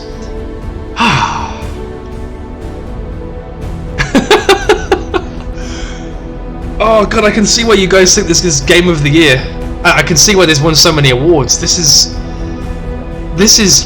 just blowing my mind here. about how much information there is. Okay, I'm going to stop thinking about that now. I'm going to stop thinking about all of these questions. I'm just going to keep going and just experiment with stuff as well. Like, okay, this is like a gravity thing. I don't really want to mess with that. Anyway, is he under the assumption that Salam is alive? Okay, well, I'm not. I'm not under the assumption that he's alive. This is something that I thought about earlier, about the idea that Solanum is... Well, he's already said himself. Okay, yeah. The message deleted. Fair enough. I guess that's a spoiler to an extent, but it's something I was theorizing anyway. As in, I'm under the distinct impression... Yeah, I know I read it. That doesn't reveal anything, necessarily. I'm still thinking that when I saw Solanum, that was a robot. Or at least that was some projection or whatever. Yeah, no, it's okay. Again, please be careful with what you're writing, because luckily I'd already thought about that. I mean, that kind of does confirm it anyway, but this is what I was saying before with regards to the masks. Like,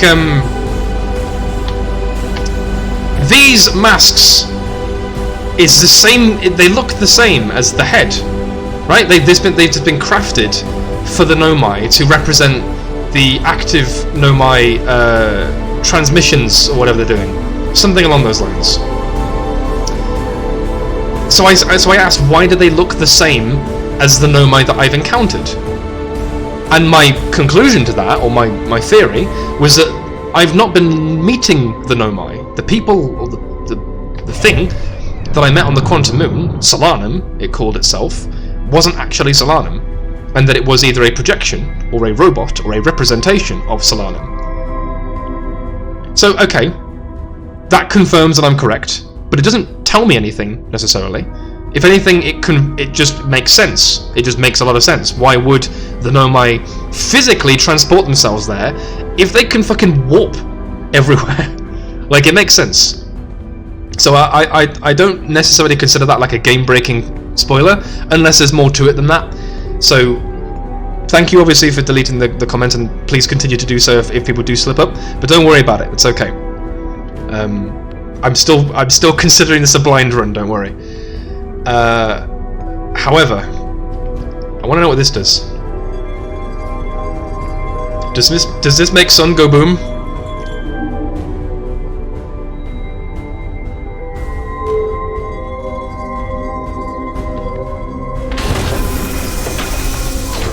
Ooh, it does not.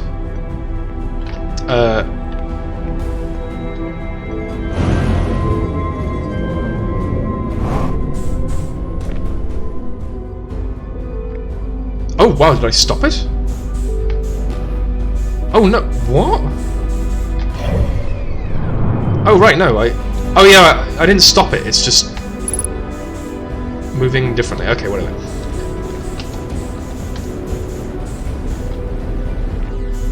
This is it. I have the warp core.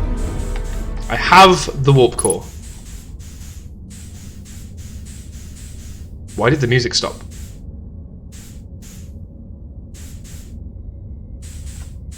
Why did the music stop? Put it back in. I want it. Go back in.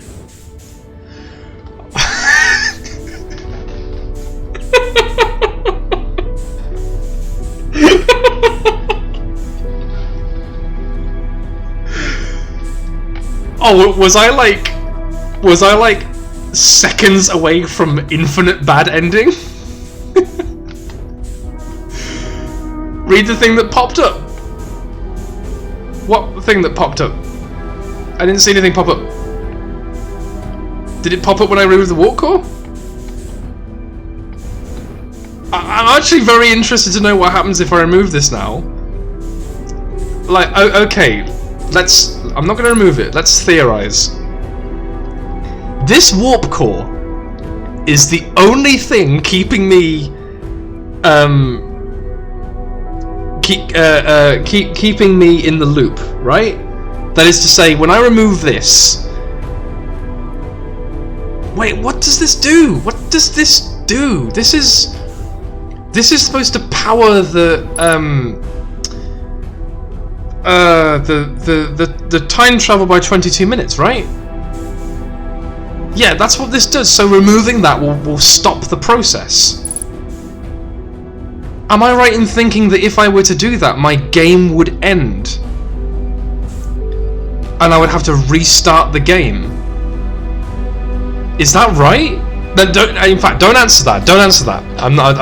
If you are typing an answer for that, delete it or just don't say it. That's my assumption there, and I think I'm right because. Oh, right here. Yeah, here we go. The thing that propped up. You are about to access the core while the Ash Twin project is active.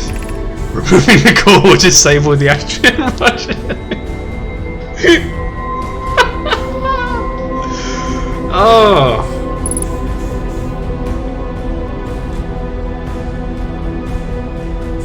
I mean, it would be something if it would let you. I mean, it does let you. It would be something if I had played 28 hours of this game and then lost. Just lost the game. And like, well, that's it. You done goofed. You got the worst ending. Hope you're happy. Hope you're proud of yourself. Rip the fucking solar system forever. Yeah, post a link of the clip if you want to. Go ahead. I feel a little embarrassed about that, really, but I guess I didn't think it through. I just sort of... I mean, okay, so I have to use that, right? I have to actually use that to get to the vessel. To activate the vessel. Hang on. Right, so I wanted to use this as well. Yeah, thank you for the clip. I'll do it myself as well later when I finish the stream. Speaking of which, I've been playing for nearly 4 hours now. I'm going to stop probably after this run, and then hopefully the next run that I do tomorrow will be the final one.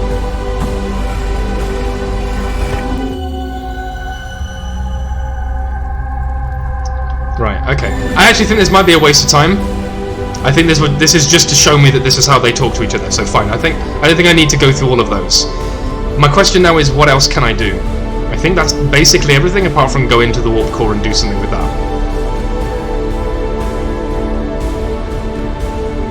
Okay.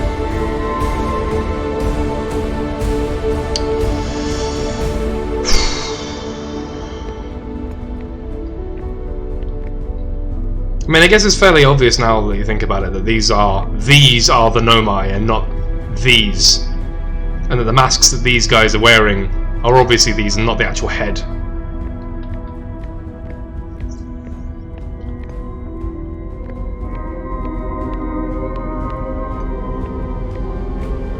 Okay.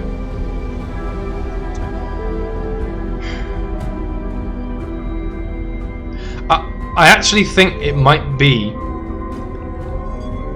a fairly acceptable ending to the night and to the stream if I try and get this warp core to the vessel and then go to the Eye of the Universe. But I don't know if that's going to completely screw me over. I don't know if that means it's irreversible and I just have to start the game again. I mean, obviously this is a game where I now know what I'm doing, so my second playthrough, so to speak, my second run of the entire game, I will have all of the knowledge that I need to. But the thing is, the ship's log won't.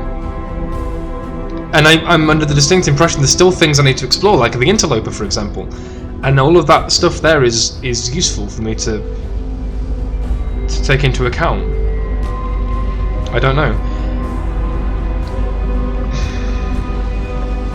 Not to mention, I mean, what do I even do now with the interloper? The interloper I've been on, I've been there. I've gone inside, and I found the ship, but I can't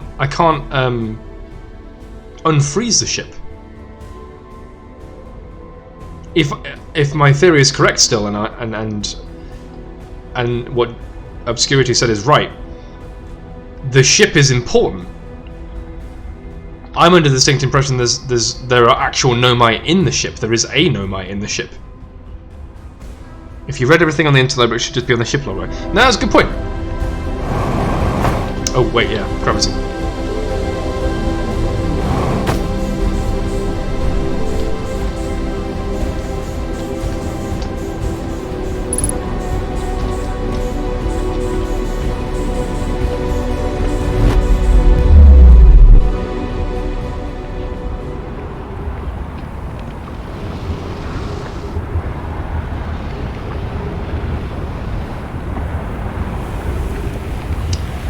Yeah, I will. I'll hop on Discord afterwards.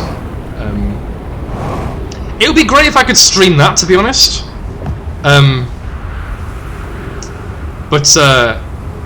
But mainly because it's canon with the stream. Is that the right word? It's canon. Oh, this is Ashtwin. Oh, you know what? Yeah, let's spend the remnants of my time exploring Ashtwin a little. Having not done that yet, because the sun isn't going to explode yet. Here it is.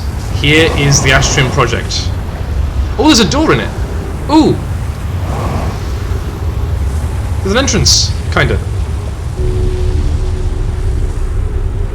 Where does this take me?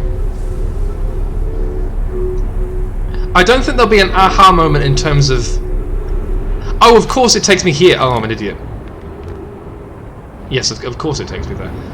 No, there won't be an aha moment. The people I speak to in Discord, they aren't going to reveal anything to me. I'm just going to ask questions pertaining to what I haven't understood so far. But I don't think it will be the moment that I understand everything that's happening. I kind of want that to happen whilst I'm playing the game, like on stream as well. Like, I wouldn't want tomorrow's stream to start with me going, well, I've figured out everything there is to know about the game, I just have to do it now. Like, that would suck. So, I want that to happen organically. Hence why I'm doing a blind run. Oh, there's stuff! There's stuff down here! Fuel level critical. It's alright, I've been floating around for a bit. Ooh! Hello. Oh. Oh, cacti. Nothing if you... Oh, I actually didn't want to do that.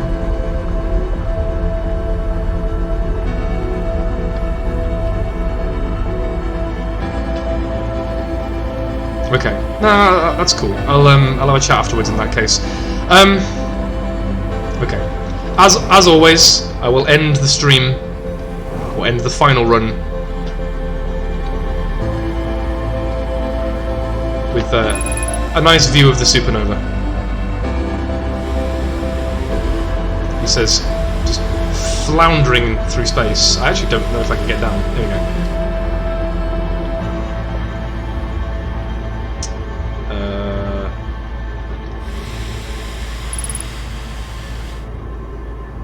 There we go.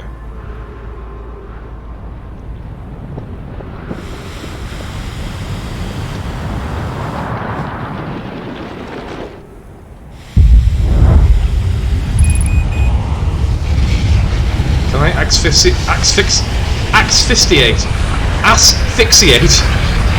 at the same time the sun's going supernova? Yep, double death. Oh, yeah, I couldn't say that word. Asphyxiate. I was saying asphyxiate.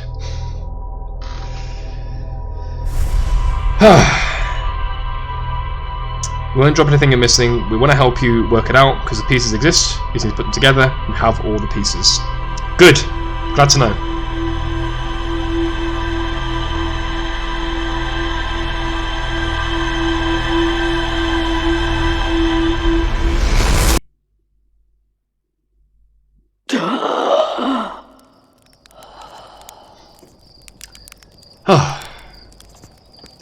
Ladies and gentlemen, it has been an absolute pleasure to stream today.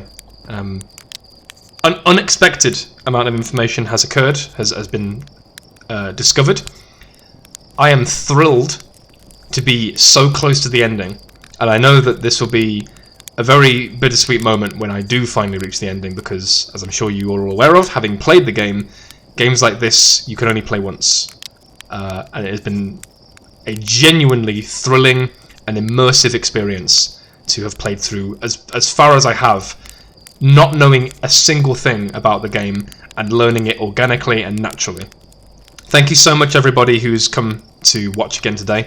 This has been one of my larger streams. I didn't intend for it to be that case, but so it has, as a direct result of the enormous amount of information that I've obtained. Tomorrow will be a regular stream again. I may start earlier than usual. I will schedule that. It's already scheduled for 7 or 9 o'clock, I forget, but I may change that. I will probably have a half-hour wait before I actually begin the stream. But tomorrow may very well be the last stream of Outer Wilds. Imagine if I've got all the pieces to finish this. It may be a shorter stream than usual. It will just entirely depend on how much I get done. And of course, if you do miss it or you're unable to watch tomorrow, the VOD will be available immediately afterwards. So yeah, thank you everybody who's watched me tonight. It's been an absolute pleasure, as I've already said. I will have a chat with people on Discord afterwards. We may record that, I don't know. It may be of use just to have that available to people who weren't in the stream. We'll have to see. Either way, I'm off to learn some more information and to ask a few questions. Tomorrow, around about 7 PM or 9 PM, I will double check which time it is I'm available. I will be streaming stream number 10, or day number 10. Have a wonderful night, everybody. You can probably just leave the stream on, but I don't know how it will work. Yeah, I could do that. If everybody's okay with that, then sure. Just get consent from everybody first, just in case. And then I will keep the stream on. I might have some music and stuff in the background as well, like this one, because I absolutely love this music and the menu music, so we'll sort that one out. Okay, cool. Okay, give me a minute or so just to set this up, and then we can begin. If you guys are off, or anybody else is off and they don't want to listen, then that's fine. I look forward to seeing you guys again. Have a wonderful night. If you're sticking around, give me 1 minute, and then I will set things up.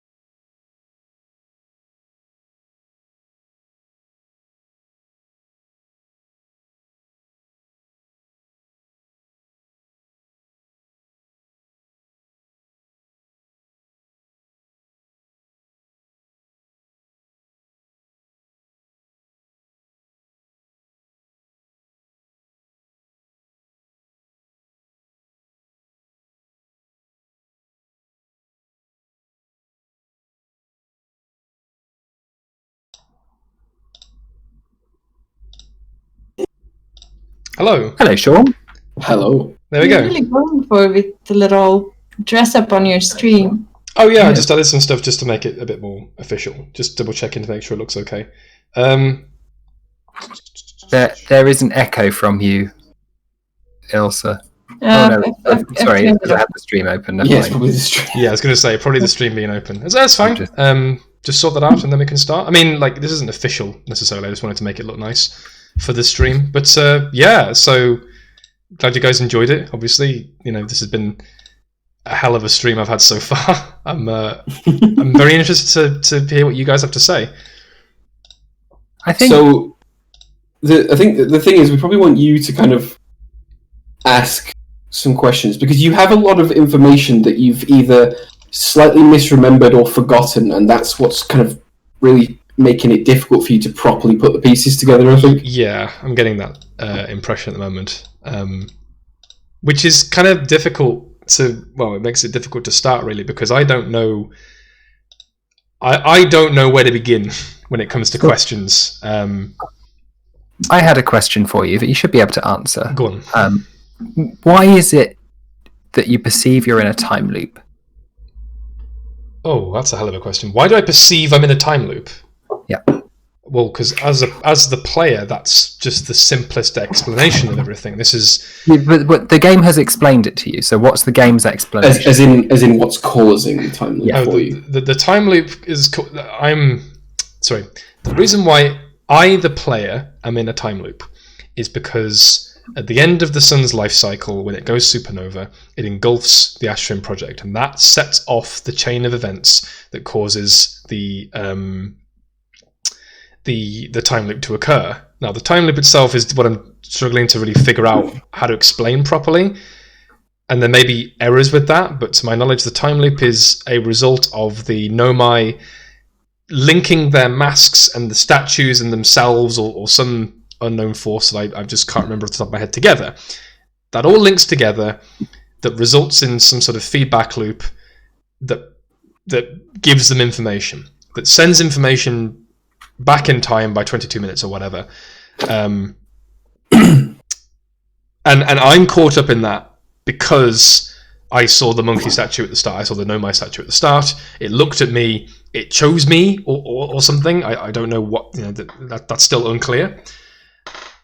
But So the statues you were told in the statue workshop, basically when the Ash Twin project activates, they will immediately pair with whatever is closest to them, and you happened to be next to it. Right, I just happened to be next to it. Okay. Yes. Okay, interesting. So what do the statues do? They look at you, and they go blur, and it takes you back to a certain point in time. Does it? Well, I don't know. It either provides me information, or it sends me back in time. The first time I looked at the statue, it replayed events that had already happened and gave that to me. So it provided me with information. So when you put it that way, no, it does not send me back in time. It simply provides me the information of that of the time before I looked at the statue, I guess. In a way, correct. So you had a diagram that you saw in the statue workshop, which basically showed a link between you to the statue, the statue to the mask, and the mask back to you. Yes, I remember. So what's essentially happening is your memories are being recorded as you operate by the statue, which transmits it to the mask in the project, which when the project causes the loop, transmits those memories to you 22 minutes in the past, which causes you to perceive that you're in a time loop. Okay.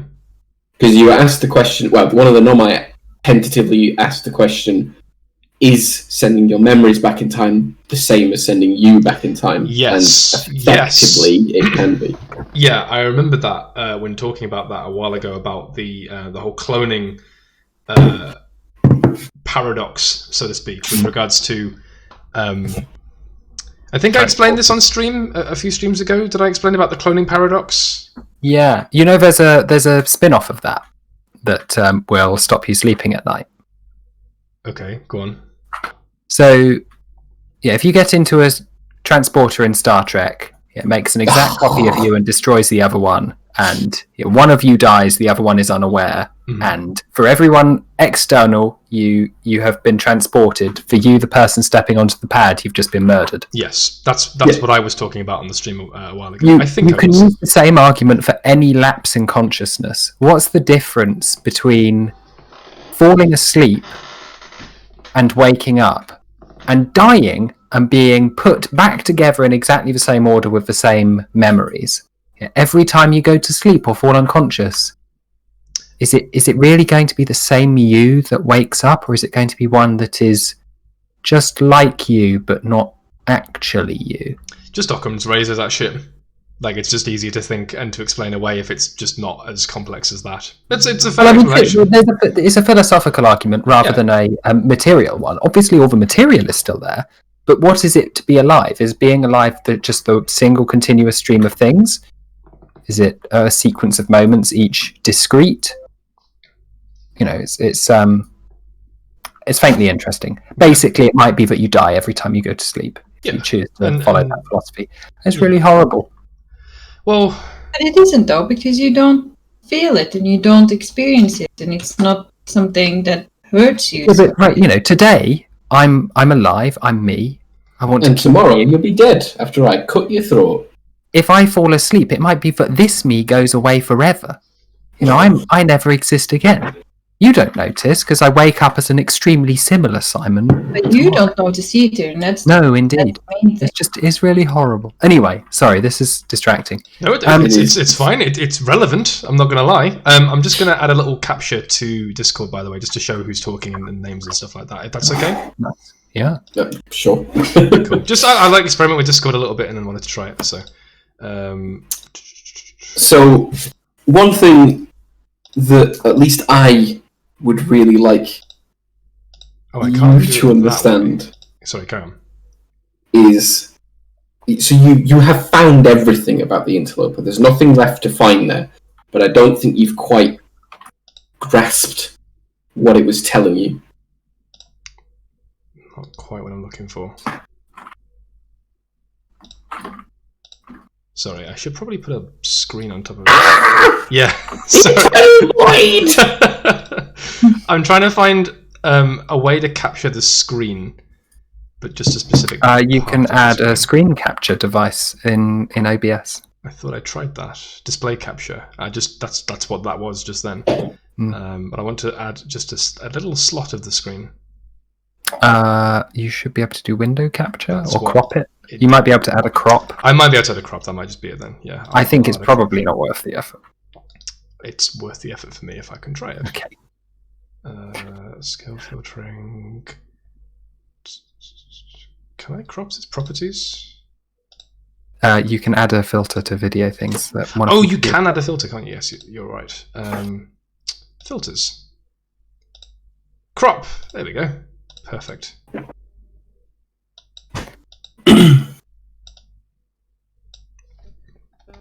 Sorry, carry on. You were talking before. I'll try and fix this in a second. Well, it's basically just a matter of because I think it's confusing a lot of sort of background info. Is what you found on the interloper explains where the Nomai are, or where they may not be.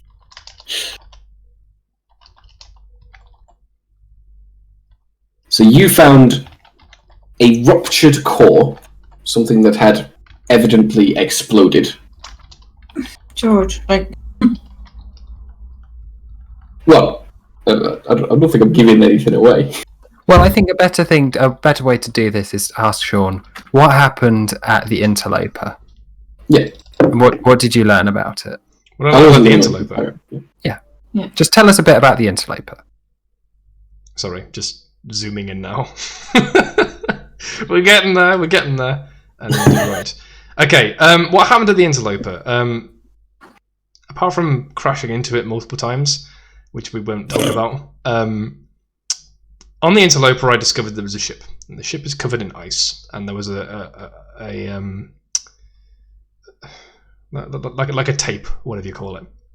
Mm-hmm. There were remnants of a conversation that they had that implied that they had gotten stuck there, and 2 of them had left to try and find out more information about the interloper. And one of them had stayed behind to try and keep the ship warm, which I kind of thought a bit weird. Like, they got central heating, but whatever. I don't know past that point what happened, other than they found the core of the interloper and then died because the interloper sort of exploded from like the inside or something, or something happened there.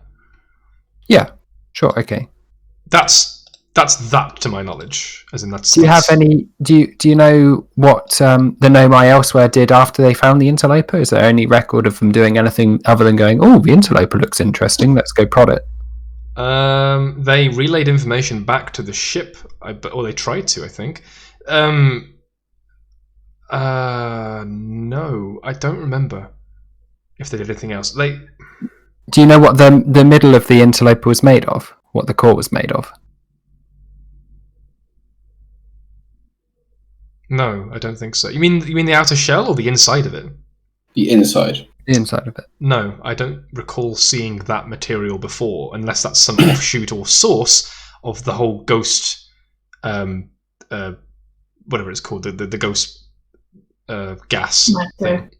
Well, if it were ghost matter, what do you think would be what would be the consequence of that? Well, they die very easily, very quickly, very painfully. Mm-hmm. Right. But what does that is that important? They died from ghost matter and it spread like across. So they suggested in their final note that it was under very high pressure and that it may blanket the system. Oh, right, yeah. Sorry, yes, of course. The fact that it might be enough to destroy the entire solar system or something like that. You say blanket the system, you mean the solar system, right? Yes. Right. So. And what have you found in numerous Nomai settlements? Ghost matter. Bits of ghost matter. Like pockets of ghost matter, but like shards of it. Yeah. Indeed. Right. So I think it's probably enough suggestive questioning on that. Well, yeah. How did it get there though? Like that, to my knowledge, Sean. At this point in time. What do you mean, oh, Sean? You. Yeah, right. There's a meteor in space containing ghost matter. It just happens to be on certain Nomai settlements. Well, it did explode. Yeah, but it exploded in the core of the meteor, which is still intact. Maybe it was a very big explosion. Yeah. And it all jetted out the front. Well, then why is it still intact then? It's not like the meteor has got this giant crater that obviously exploded in the volcanic matters. What? Sorry? It does. No, it has like. There's a huge hole in the front. No, what? There's a huge hole in the front. It's filled with ice. Yeah. But that's just what it's like. Oh, you mean the fissures? I thought you meant like a giant hole of some form. Okay, so the implication there is that it exploded and the ghost matter spread across the solar system into very specific parts of the Nomai settlement. No, everywhere. Everywhere. Didn't it say that would destroy the solar system? Like that would be enough. It would wipe out life in the solar system. But it hasn't. You have also been implied that a significant period of time has passed given they studied your ancient, pre-ancestors. Yes, obviously. Okay. I think I see what you're trying to say here, but things don't add up. The interloper isn't even on the screen when I wake up. It shows up like a minute or so afterwards, it's orbiting the sun. It's orbiting the sun. Yes. Okay, cool. It is still there then in that case. Yeah. It's orbiting the sun. So, you're insinuating...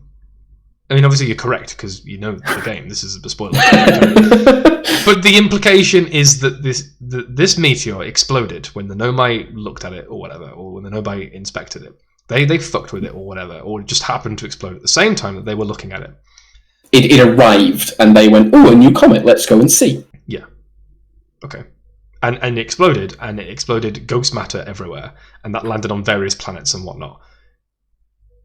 And not only did that not kill the solar system, that is to say, the whole pressure and the gigantic amount of potential energy that's being stored in this comet, that they very specifically allude to the idea of complete destruction of the entire solar system. It didn't do that, but it also didn't fuck with the trajectory of the meteor. I mean, yeah, I think that's a reasonable criticism of that bit of story. And it didn't do is it also not heavily implied that it is enough to set off the supernova of the sun? Because I mean, no, it is not. That's just pure coincidence that within minutes of the sun exploding, the interloper enters the sun. Because that's what happens. The sun envelops that's because the sun is growing. So it's orbiting the sun, and the sun grows, and because it grows, its orbital path is intercepted. Yes, I agree with that. Again, that just seems like a coincidence that this thing that can destroy all life enters the other thing that is actively destroying all life. That is a coincidence. Yes. Right, okay. It's a fair enough confusion, but yes, it's coincidental. Well, I'm just trying to see how big of a part this thing plays in, because, like, okay. The only part is that's the cause of the end of the Nomai. Right. There's yeah, that's what I was trying to get to. Sorry, is that this is the big event that kills the Nomai.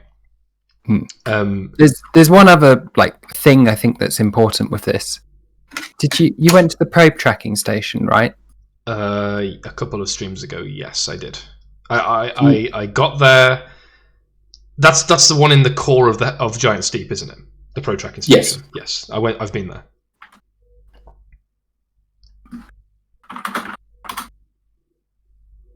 So in the probe tracking station, it tells you how long the probe tracking station has been sat there for before receiving its instruction, and how many times it's fired. I think. Yeah, 9 million something times. Yeah. Do you recall that it was also a very long time? Yes.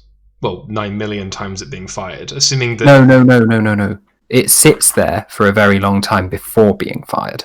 Oh, right, okay.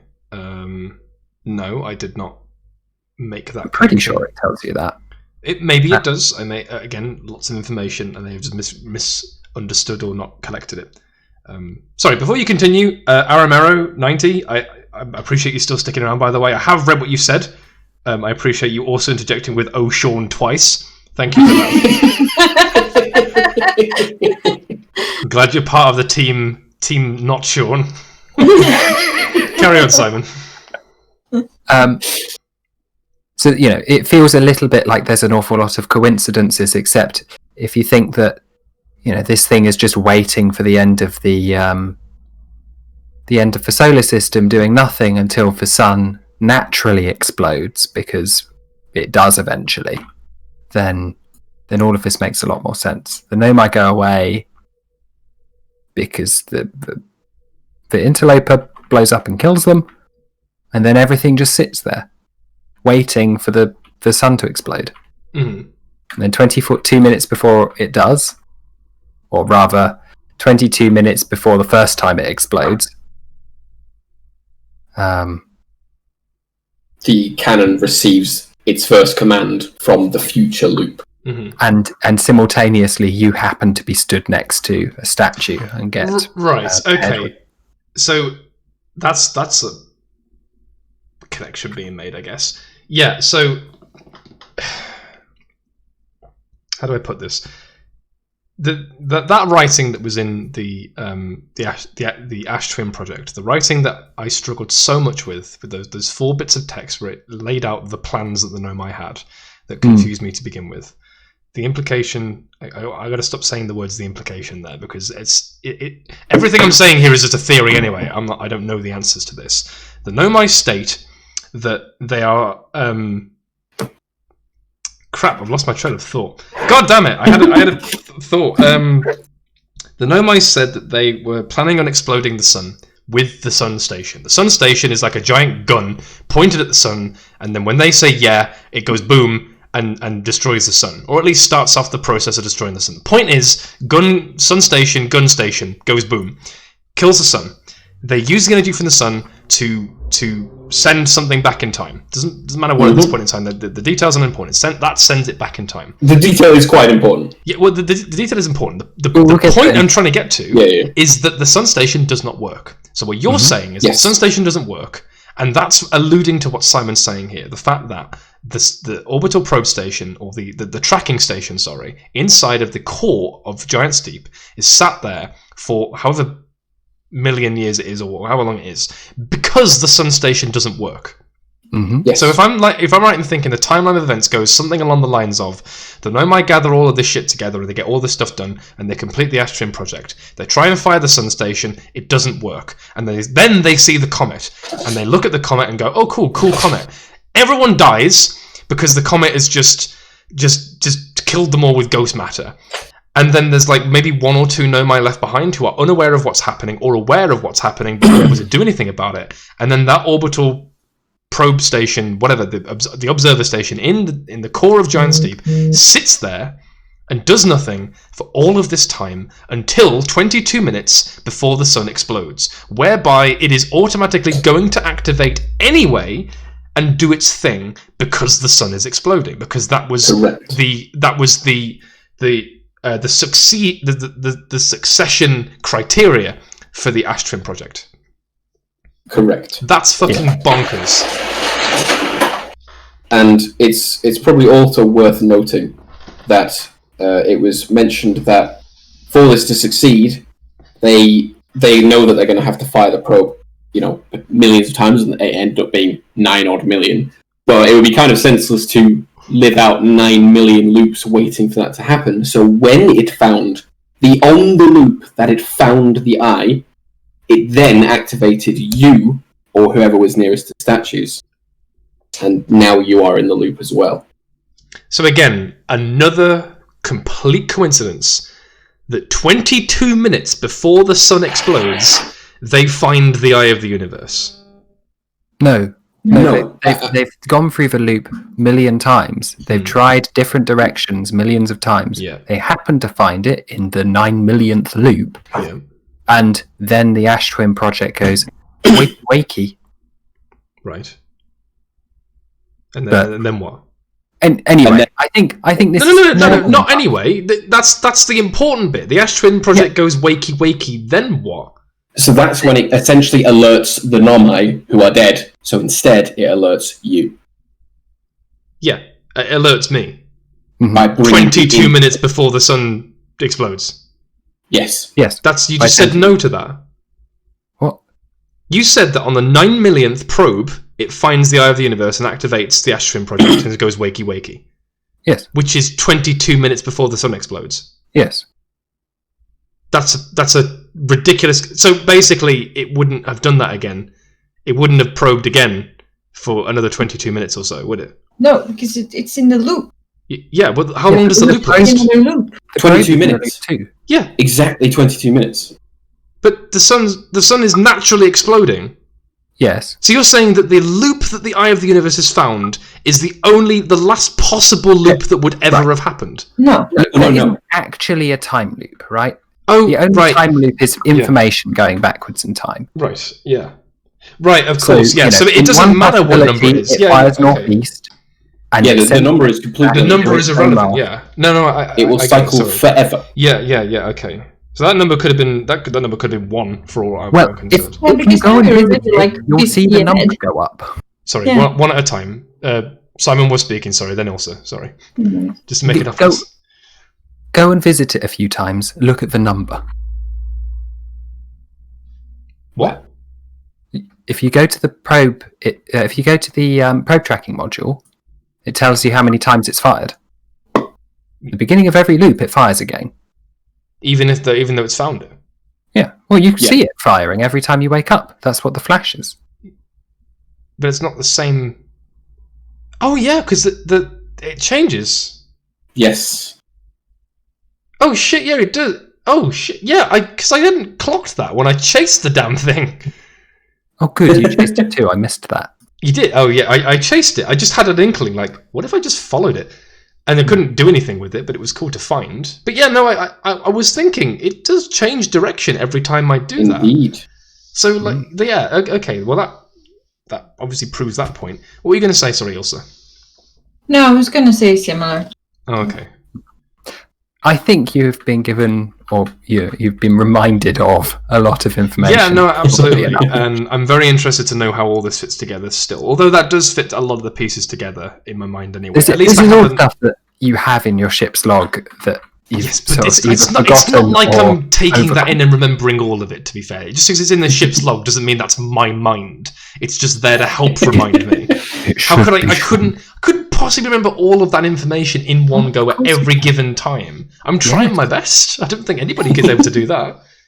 Maybe you fucking crazy brain when you did your run. No, it took me a long time to complete and solve this game. And Sorry.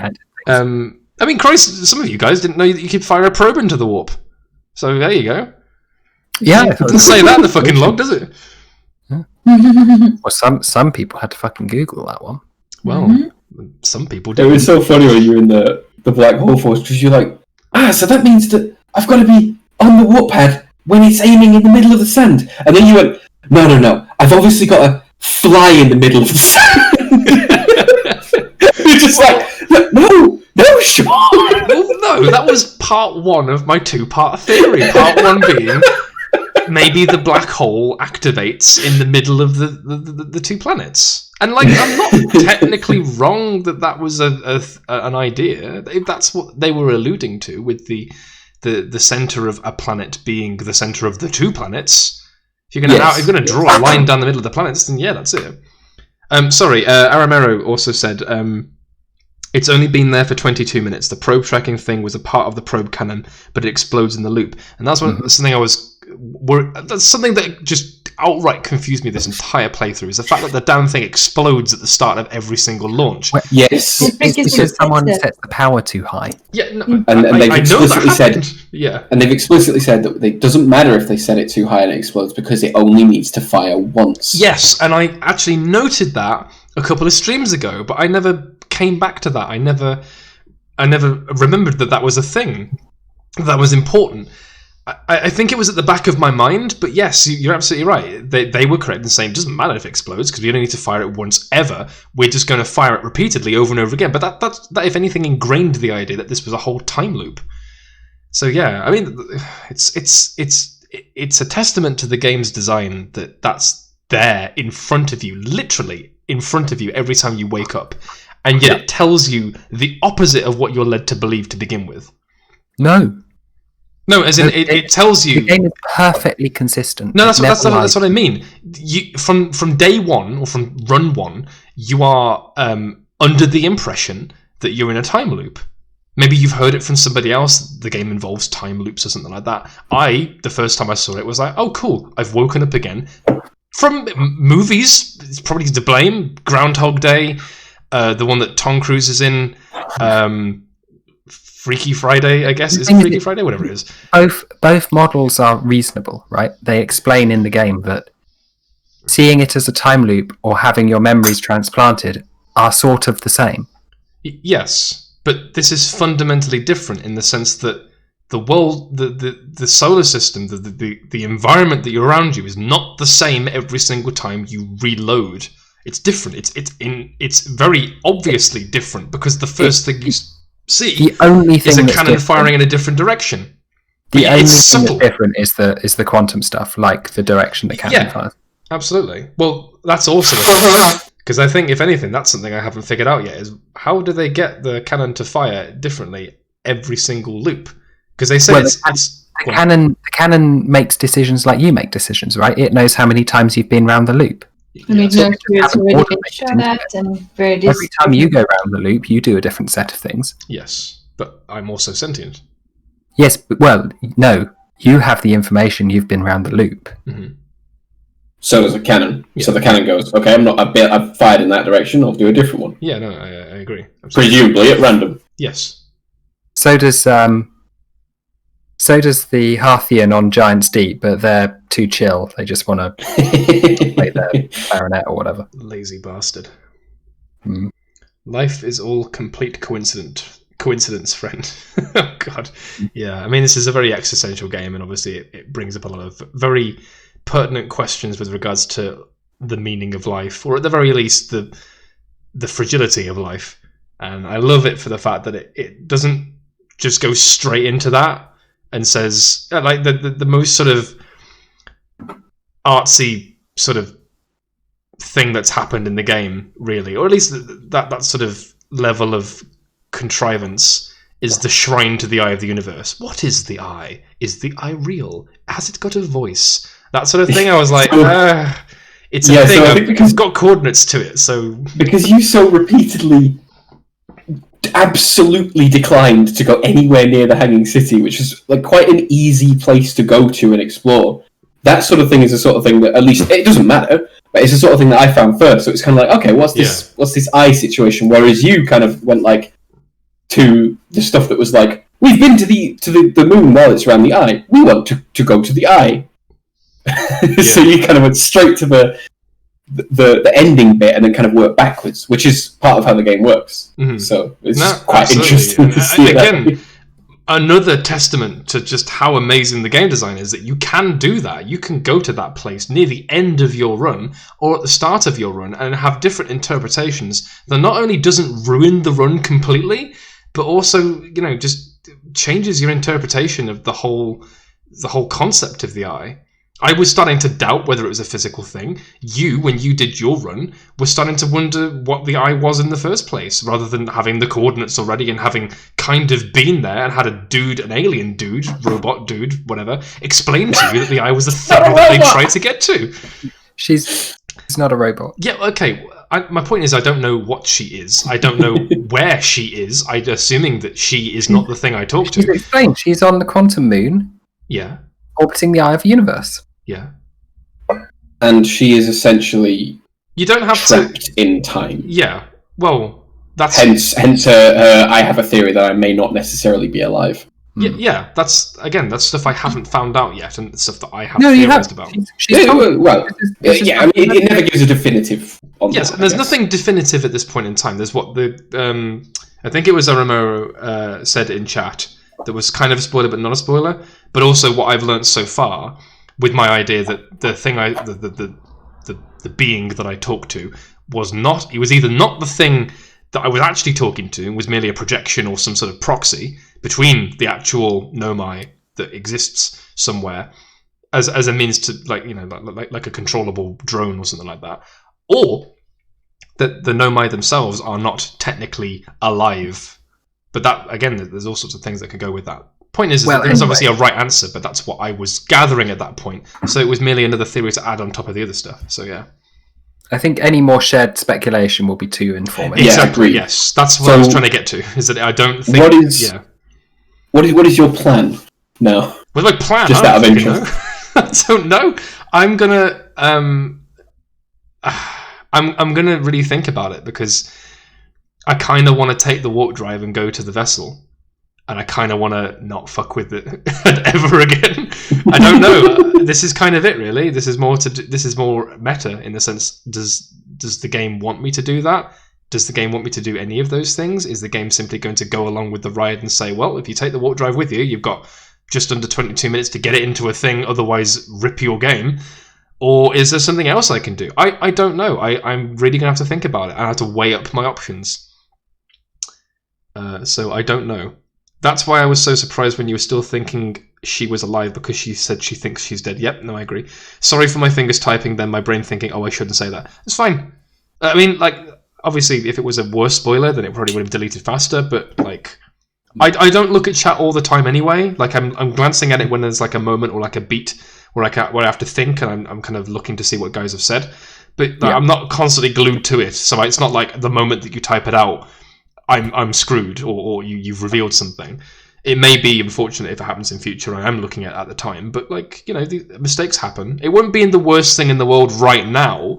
It would have sucked if it was, like, you know, day 2 I'm playing it, and someone was like, hey, has he been on the quantum moon yet? Does he know how to get to the North Pole? And I'd be like, Quantum Moon, what? And that would have ruined a lot of the game for me.